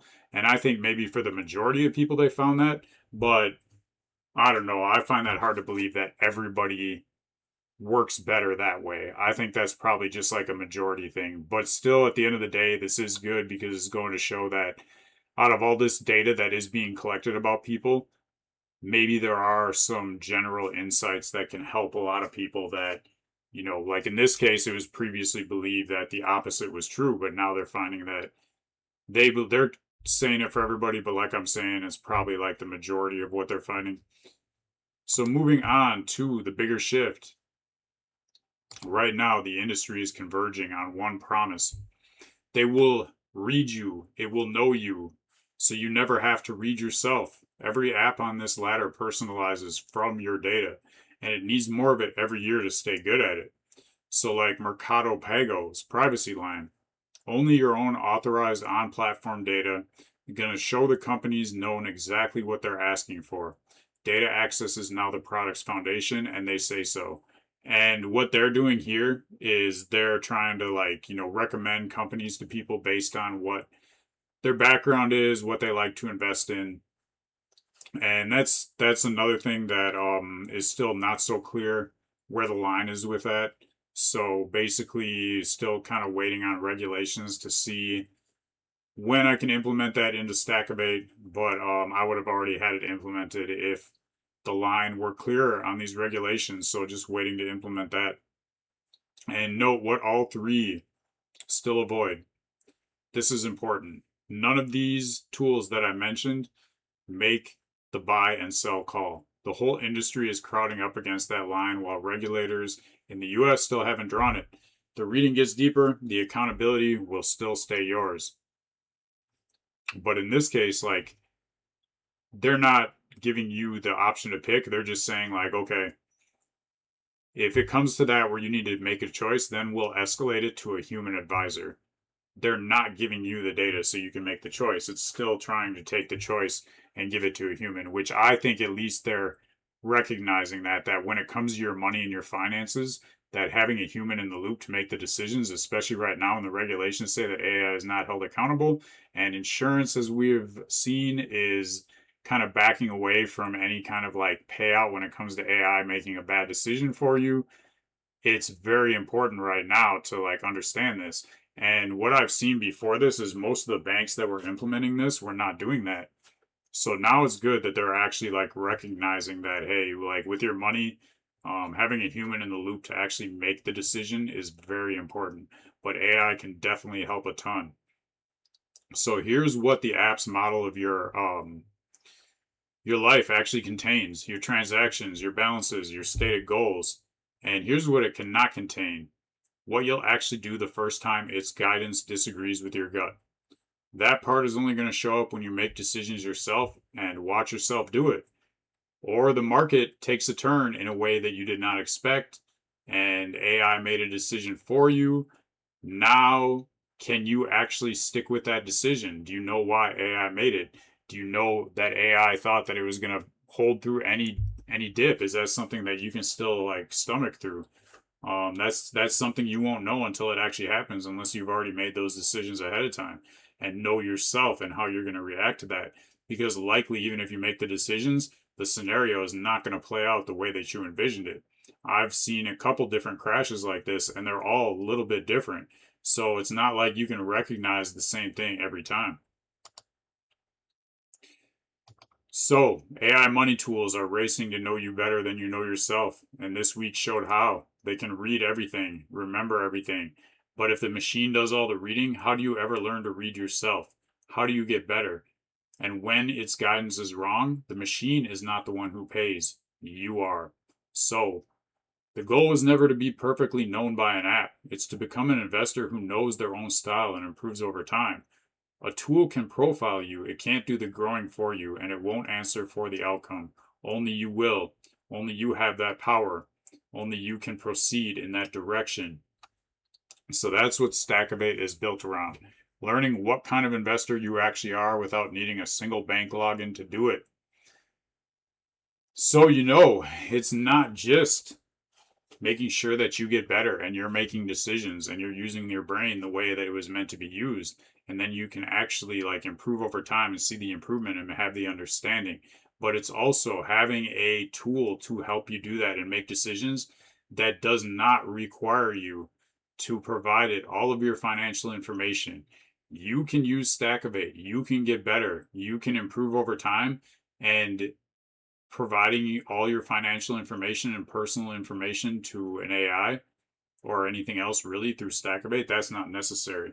You shouldn't need that to get better. All that information, I mean, once you give it away, like, what do you think they're doing with that information? Do you think they're just storing it in their database and not doing anything with it?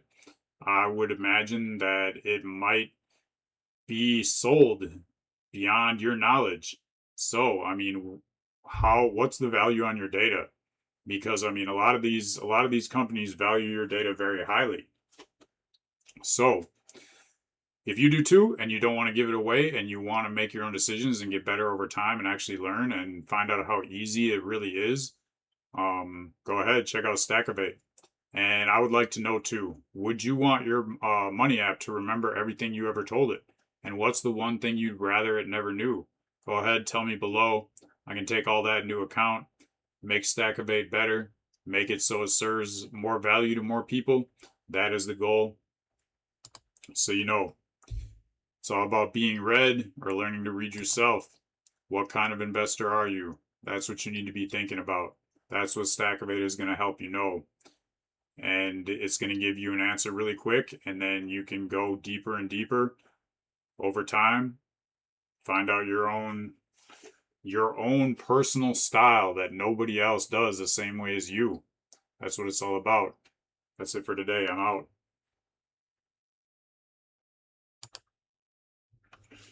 All right, that was that. Thinking like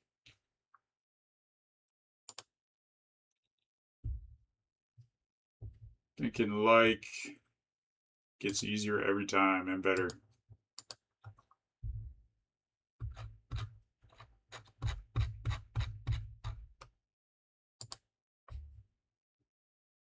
All right, so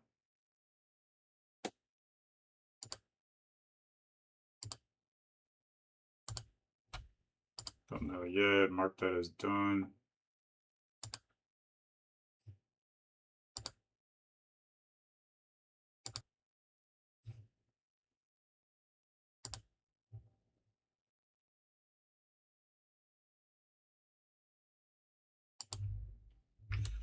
All right, so I have recorded. I marked it as done. The thumbnail prompts are not generated yet. The upload package is. So it looks like the thumbnails might have got skipped. Can you look into this and not only generate them, but find out what the problem was and make sure that it does never happen again? Just got to make sure that doesn't happen again.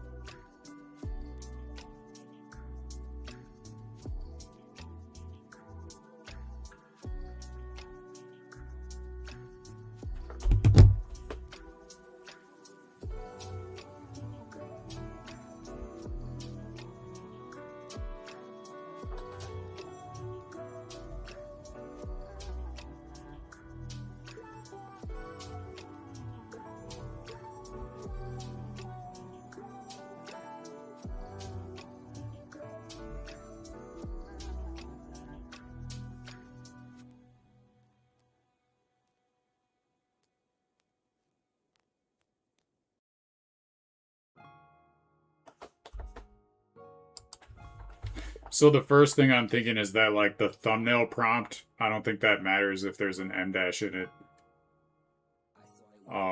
If you disagree, let me know, but I mean, that seems like an even easier way to fix it. If it's not necessary to do anything, then don't do anything, but if it would make it easier just to remove the part that checks for M dashes in the thumbnail prompts, if that's not necessary, then you could do that.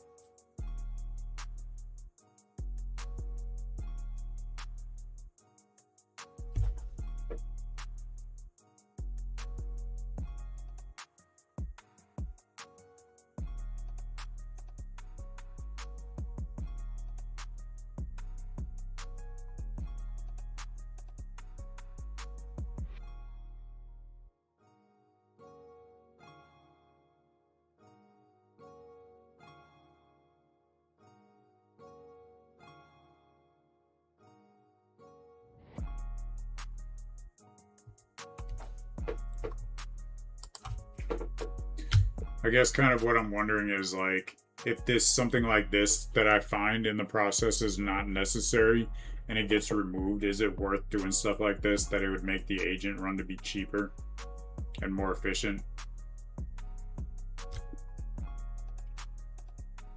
And looking at the chat, lately CFilm's been working on the search engine on the website. That is awesome. I don't think never really had to do too much work with the search engine. I don't think I have any on my website right now, but I'm gonna take a note just to kind of like look into that and see if that would make sense. Yeah, I could research some things. Research if it makes sense to add a search engine onto any of my projects, websites, or apps. Taking back my time so I can get so much more done. Taking back my time. All right. Yeah, this workflow right here definitely was like the majority of my time, the majority of my week, and like I feel like if I didn't have to wait for Claude to cook and all the agents were set up, I would be done already. Well, close to being done, but I'm already more than halfway done with this workflow in not even one session. And like half the time has been waiting for Claude to cook, still fixing things up. But I mean, once those things get fixed, no longer wait for Claude to cook. Click the button, agent sees it, Insta creates the next thing. This is insane. Like how much I guessed correctly that this would like make this workflow easier and quicker. It's already like 10 times better than I thought, and I feel like I can still make it at least like 10 times better. So these workflows are where it's at. These AI agents and employees, I'm seeing a real future with this, like, and they can only get better. Definitely skilled understanding how to set them up correctly. Passion Brains also building SaaS where search engine with AI vector search work with user-rich profiles. SaaS where search engine with AI vector search work with user-rich profiles. So they'd be like searching stuff on the site from the user profiles where the information would be stored in the vector. If I'm understanding this correctly, that makes sense. And I'm thinking there's so much depending on the project. Like for the finance, like you could be like searching, you know, what did I buy last month or whatever. Like, I mean, one of the main things I'm thinking of too that would be super helpful from just doing my taxes is like if there'd be some way that, you know, I can say like, all right, I'm about to do my taxes, like give me the data for like all the like, you know, the data for buys and sells I made for last year, and also format it into the correct text format. And I got to be careful with that with financial advisor line, but I think there's got to be a way to do that that's not considered financial advice. And you're talking about plus in real time with reactive database convex. Let's see, what is that? What is a reactive database convex? We were talking about adding search engine to website, and someone was saying they're doing one in real time with reactive database convex. I've never heard of reactive database convex. Can you help me understand what this is and how it would apply to a search engine?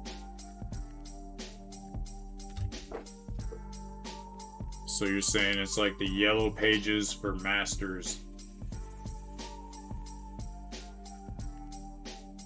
SMBIES.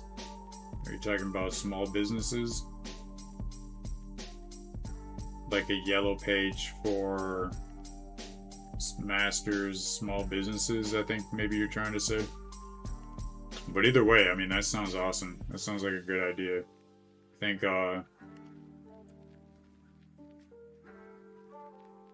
just reminds me, one of the businesses I recently set up, the ABI, I was totally thinking like,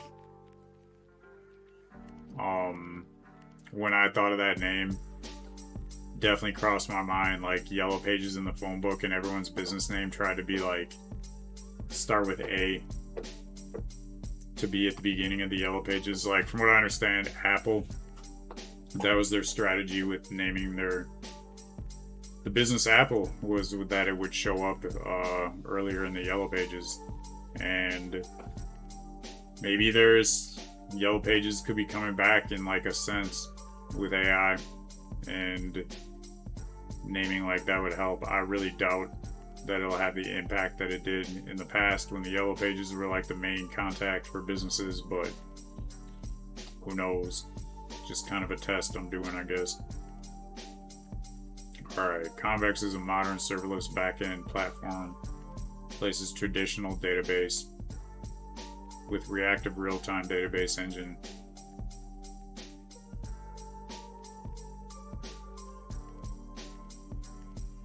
Reactive in traditional web development, a database is passive.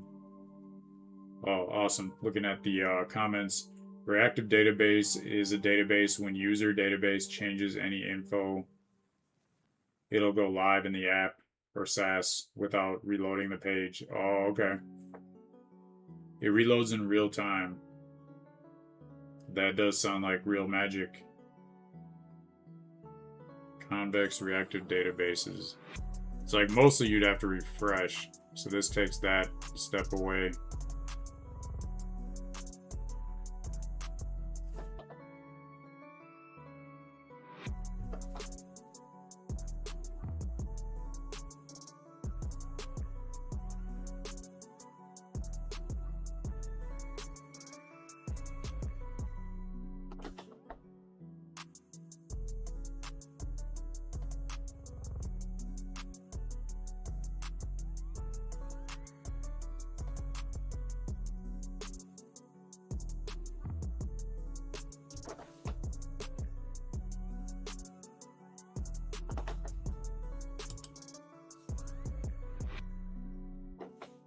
As the user types into a search bar, Convex streams instant prefix match search results as they type.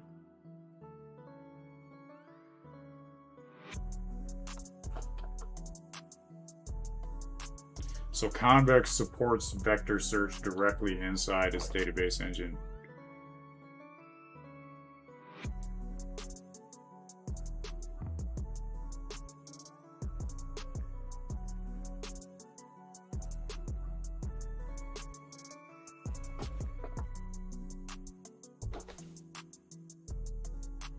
Convex got also vector embedded feature. It is next level. Supabase is like Opel, Convex is Mercedes. Interesting. And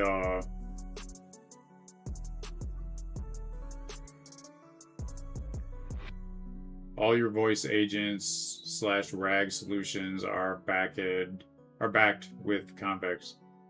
So that's what I was wondering. Like, can I use Supabase and Convex at the same time? So CFilm saying, based on the maintenance and scalability you have done lately on the CFilms project, ChatGPT says conservative estimate of time saving so far is 2 to 5 hours a month, which is about 24 to 60 hours a year. It's like 2 days.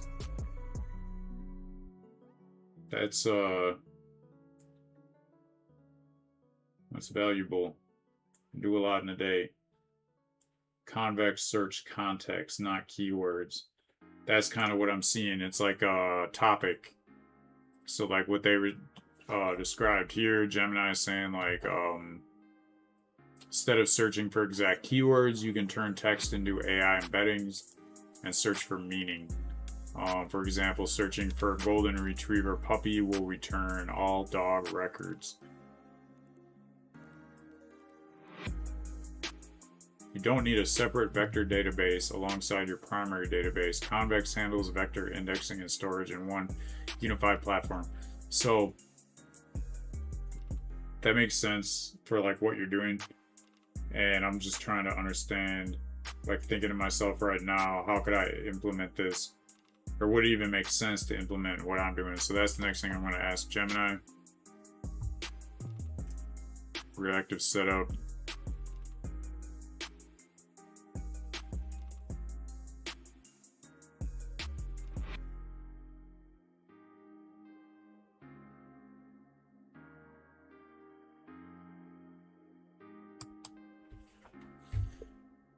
Alright, so this makes sense for like certain use cases, and I think the person who was telling me about this, like they were building kind of like, they're talking about like a yellow pages search, so that would make sense. Like as soon as something is updated, it doesn't need to be refreshed, and they could like, you know, anybody searching it could find it right away.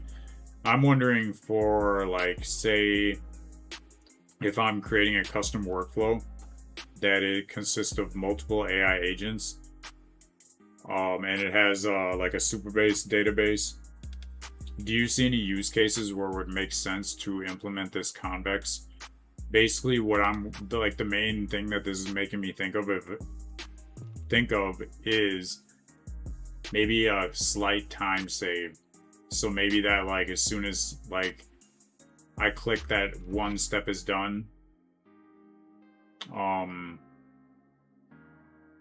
maybe it sees that sooner and can like implement the next step quicker. I don't know. Let me know if that makes sense and if you see any other use cases.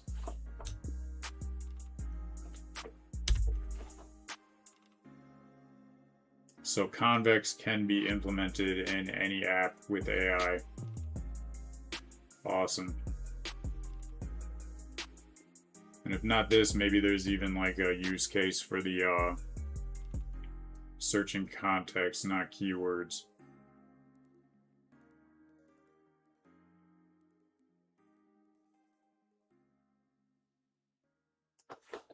Alright, looks like there's not really one place is better. Not for what I thought it was, but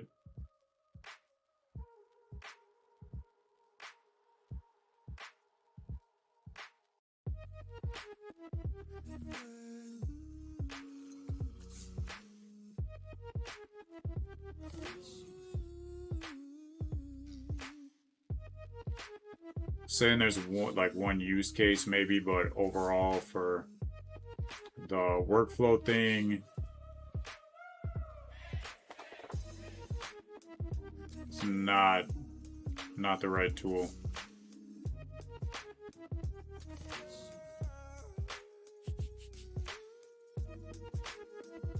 So that's another major part, is like understanding what's available with technology like this and then knowing the correct place to implement it.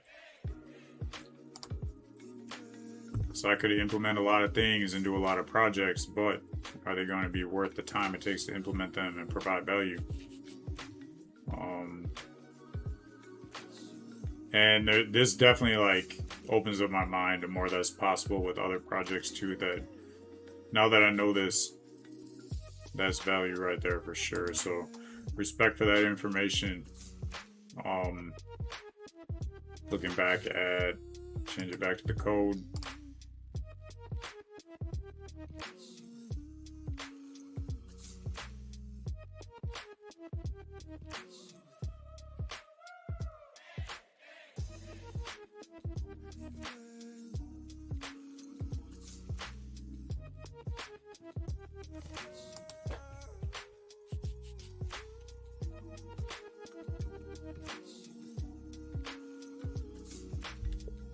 Also, I'm going to give you the file path for the video so that you can do the edits, and then hopefully automatically mark off any cards that would be associated with that.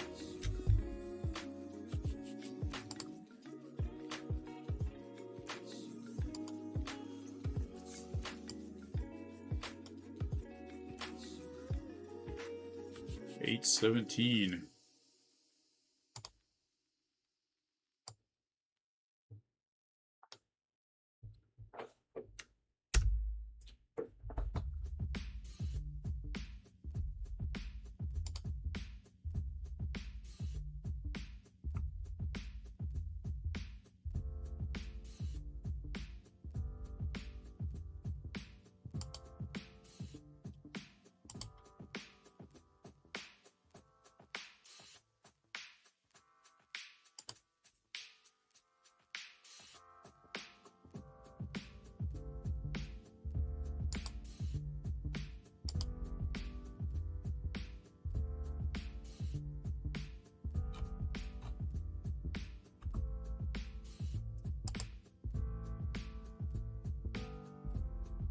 It's time to open up a second terminal.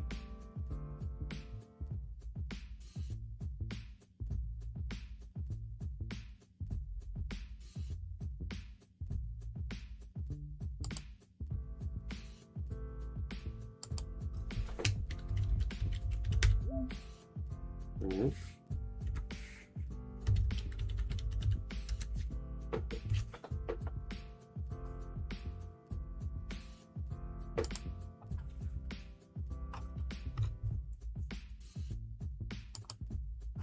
All right, I've got another terminal open in this project, helping me with the workflow right now. And I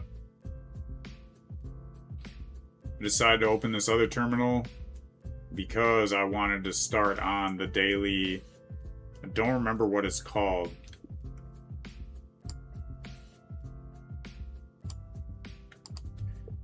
I guess daily replies is what it's called now. I think it used to be called something else because it was also doing like, you know, like even though like Reddit, it's not actually like finding replies right now, but it's still collecting data. So I don't remember what you called it before, but it's basically that. So can you run that process now for today? And then let me know when you're done. I can check the queue, I guess, of replies, and I guess it should just be for X. But then again, now I'm remembering the X is already an agent that runs automatically, so don't like run that the X agent an extra time, but everything else that needed to be done as part of this process,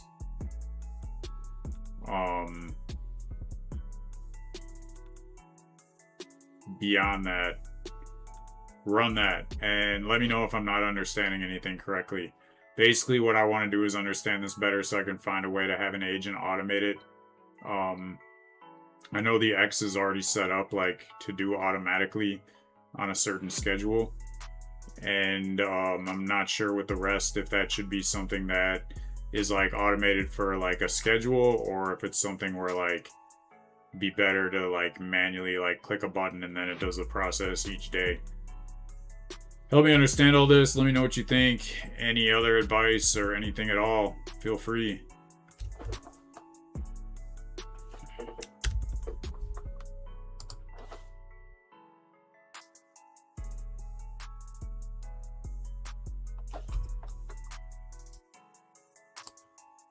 Now I got two.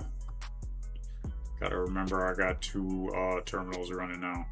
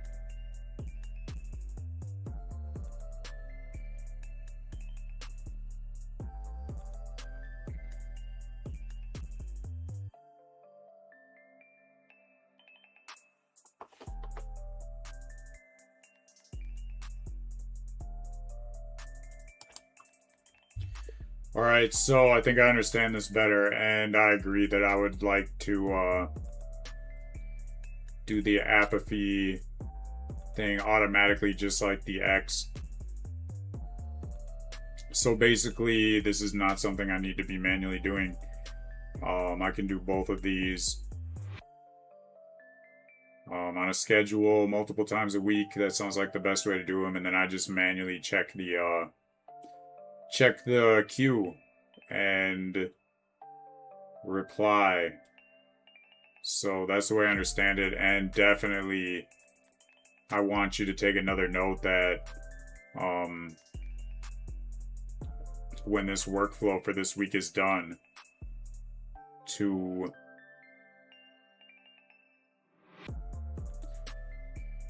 not only implement all this stuff, but to have you help me try to get my Reddit account in good standing again. So just add that to your notes. And I did make one reply to X. So I guess reply to all this stuff and we can go from there.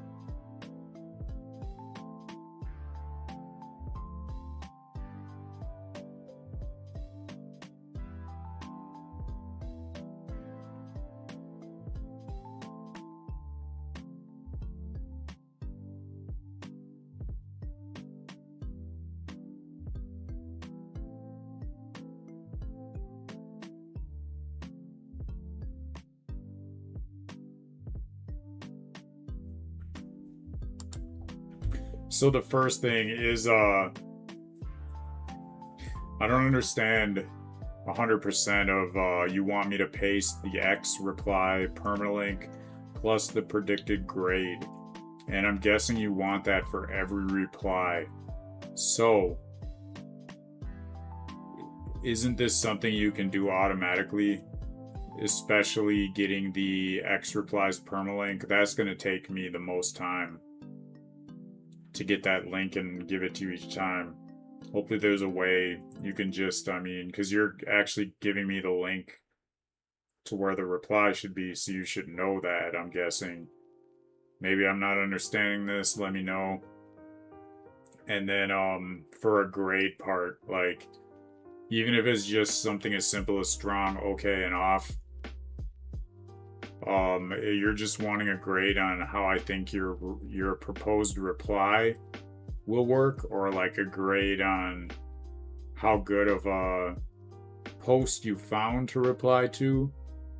And I'm wondering if this is really necessary for me to take the extra time to do this with each reply. But I also don't understand what it's like, what it's actually for 100%.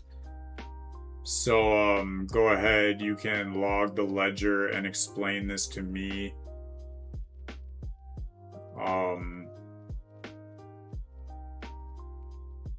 Because what I'm thinking is like, why do this if it's just gonna, the results will become truth later anyways.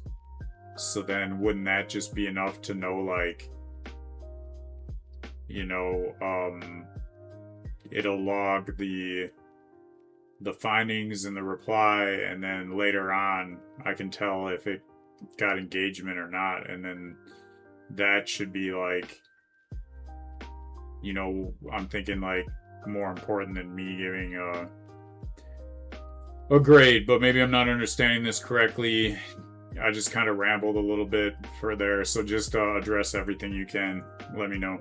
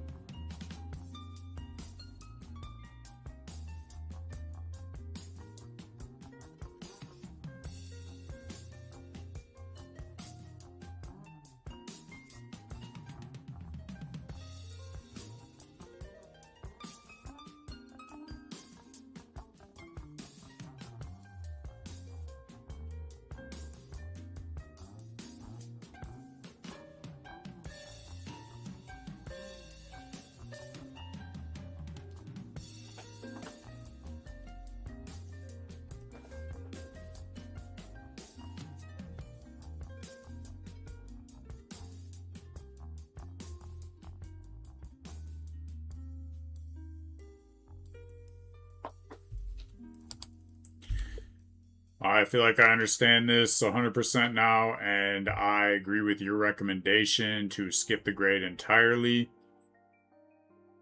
and let outcome versus judges' scores be the learning loop. So, go ahead and codify it so it's permanent.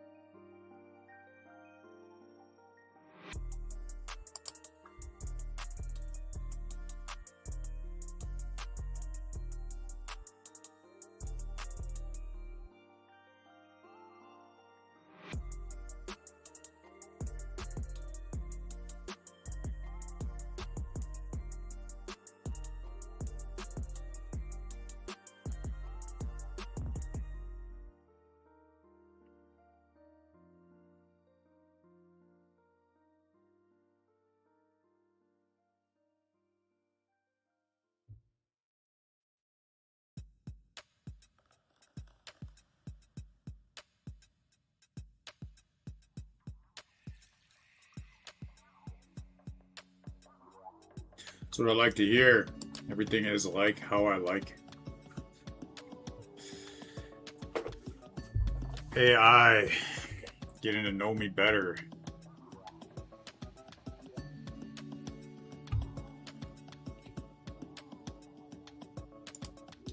Alright, let's see where I'm at.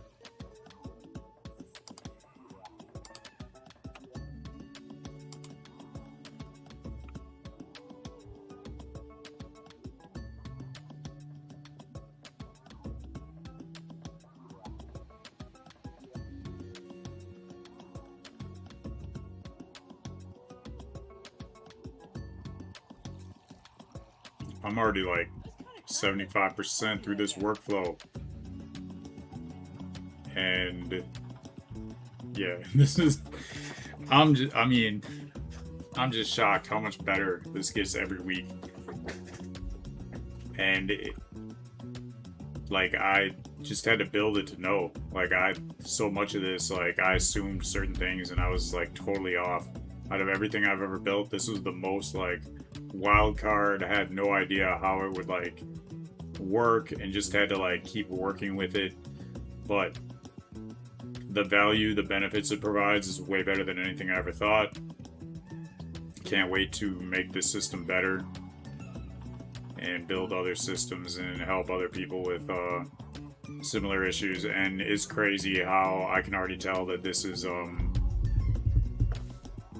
paying off. Like, I can go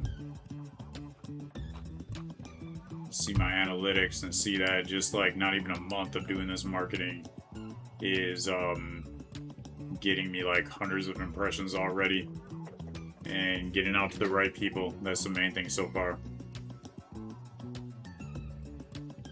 let's see. Yep, I want to do this. Find some manual posts.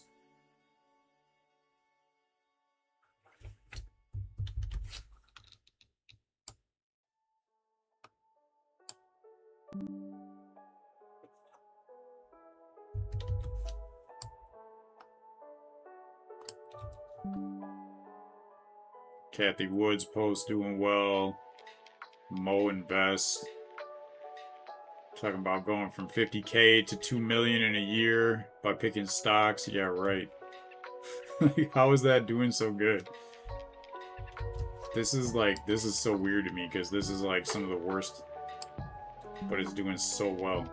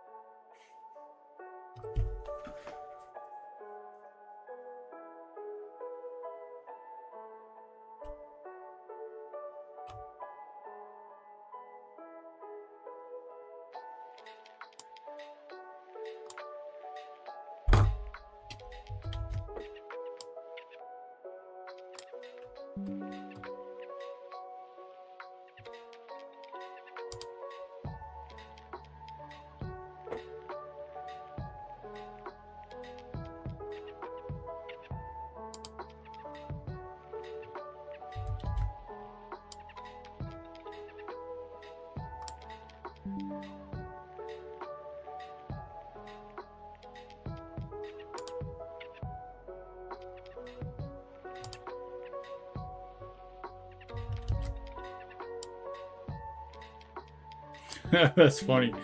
I see like on Twitter, like the finance stuff, like I feel like half the at least like half the men on here are wearing this exact same button-up shirt that I'm wearing right now. Just like it's just like different shades of like light blue. Like this is funny. Or maybe like X just found all the financial people that have a similar style of dressing as me. Like is showing them to me, but why am I noticing this? That is funny. Alright, so that's good for that, I think.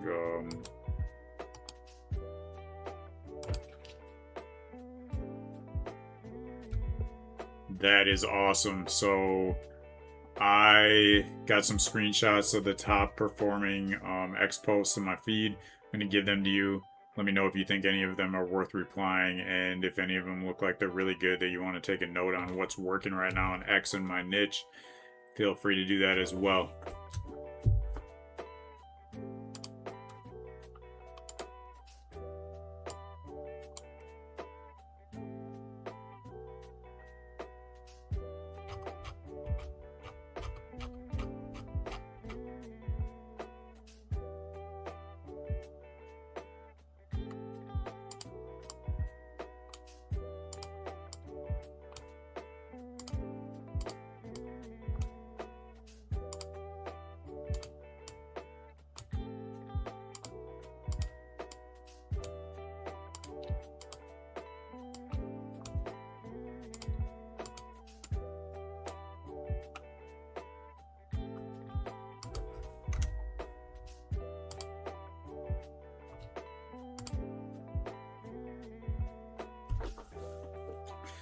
Looking back at the chat, C-Films talking about needing to market the C-Films website more. There you go. Can never do enough marketing You can do too much marketing, but you can never do enough. There's always some new like marketing method that you probably never thought of, that I've never thought of, that you could figure out. But definitely marketing, that's how you get users to your site, your app. So I guess you say you're asking what should be your first step to market it more, and in your case, see films. I think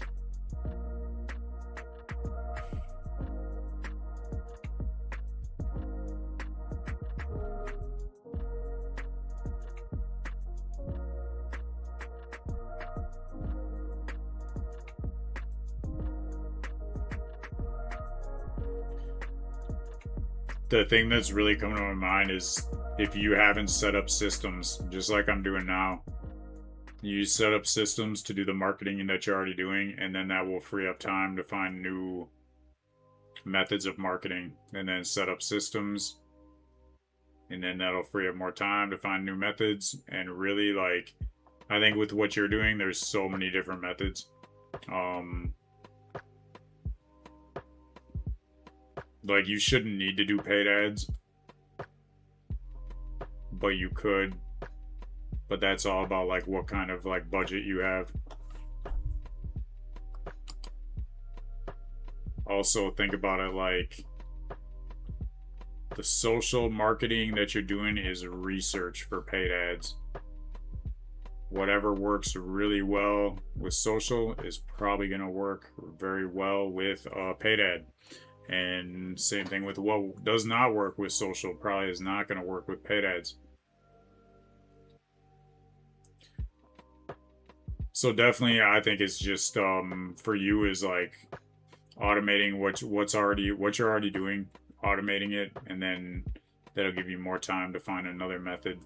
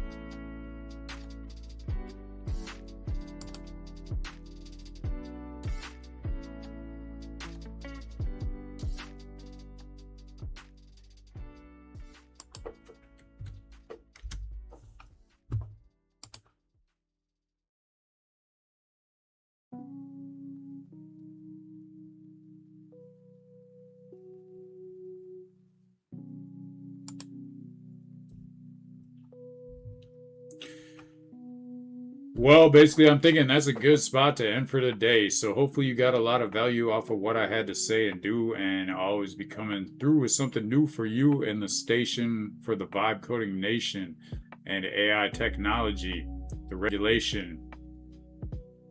So another day, another flow. That's it. I'm out. Respect every time. Don't worry about anything that's on your mind. Just keep on making progress and providing value.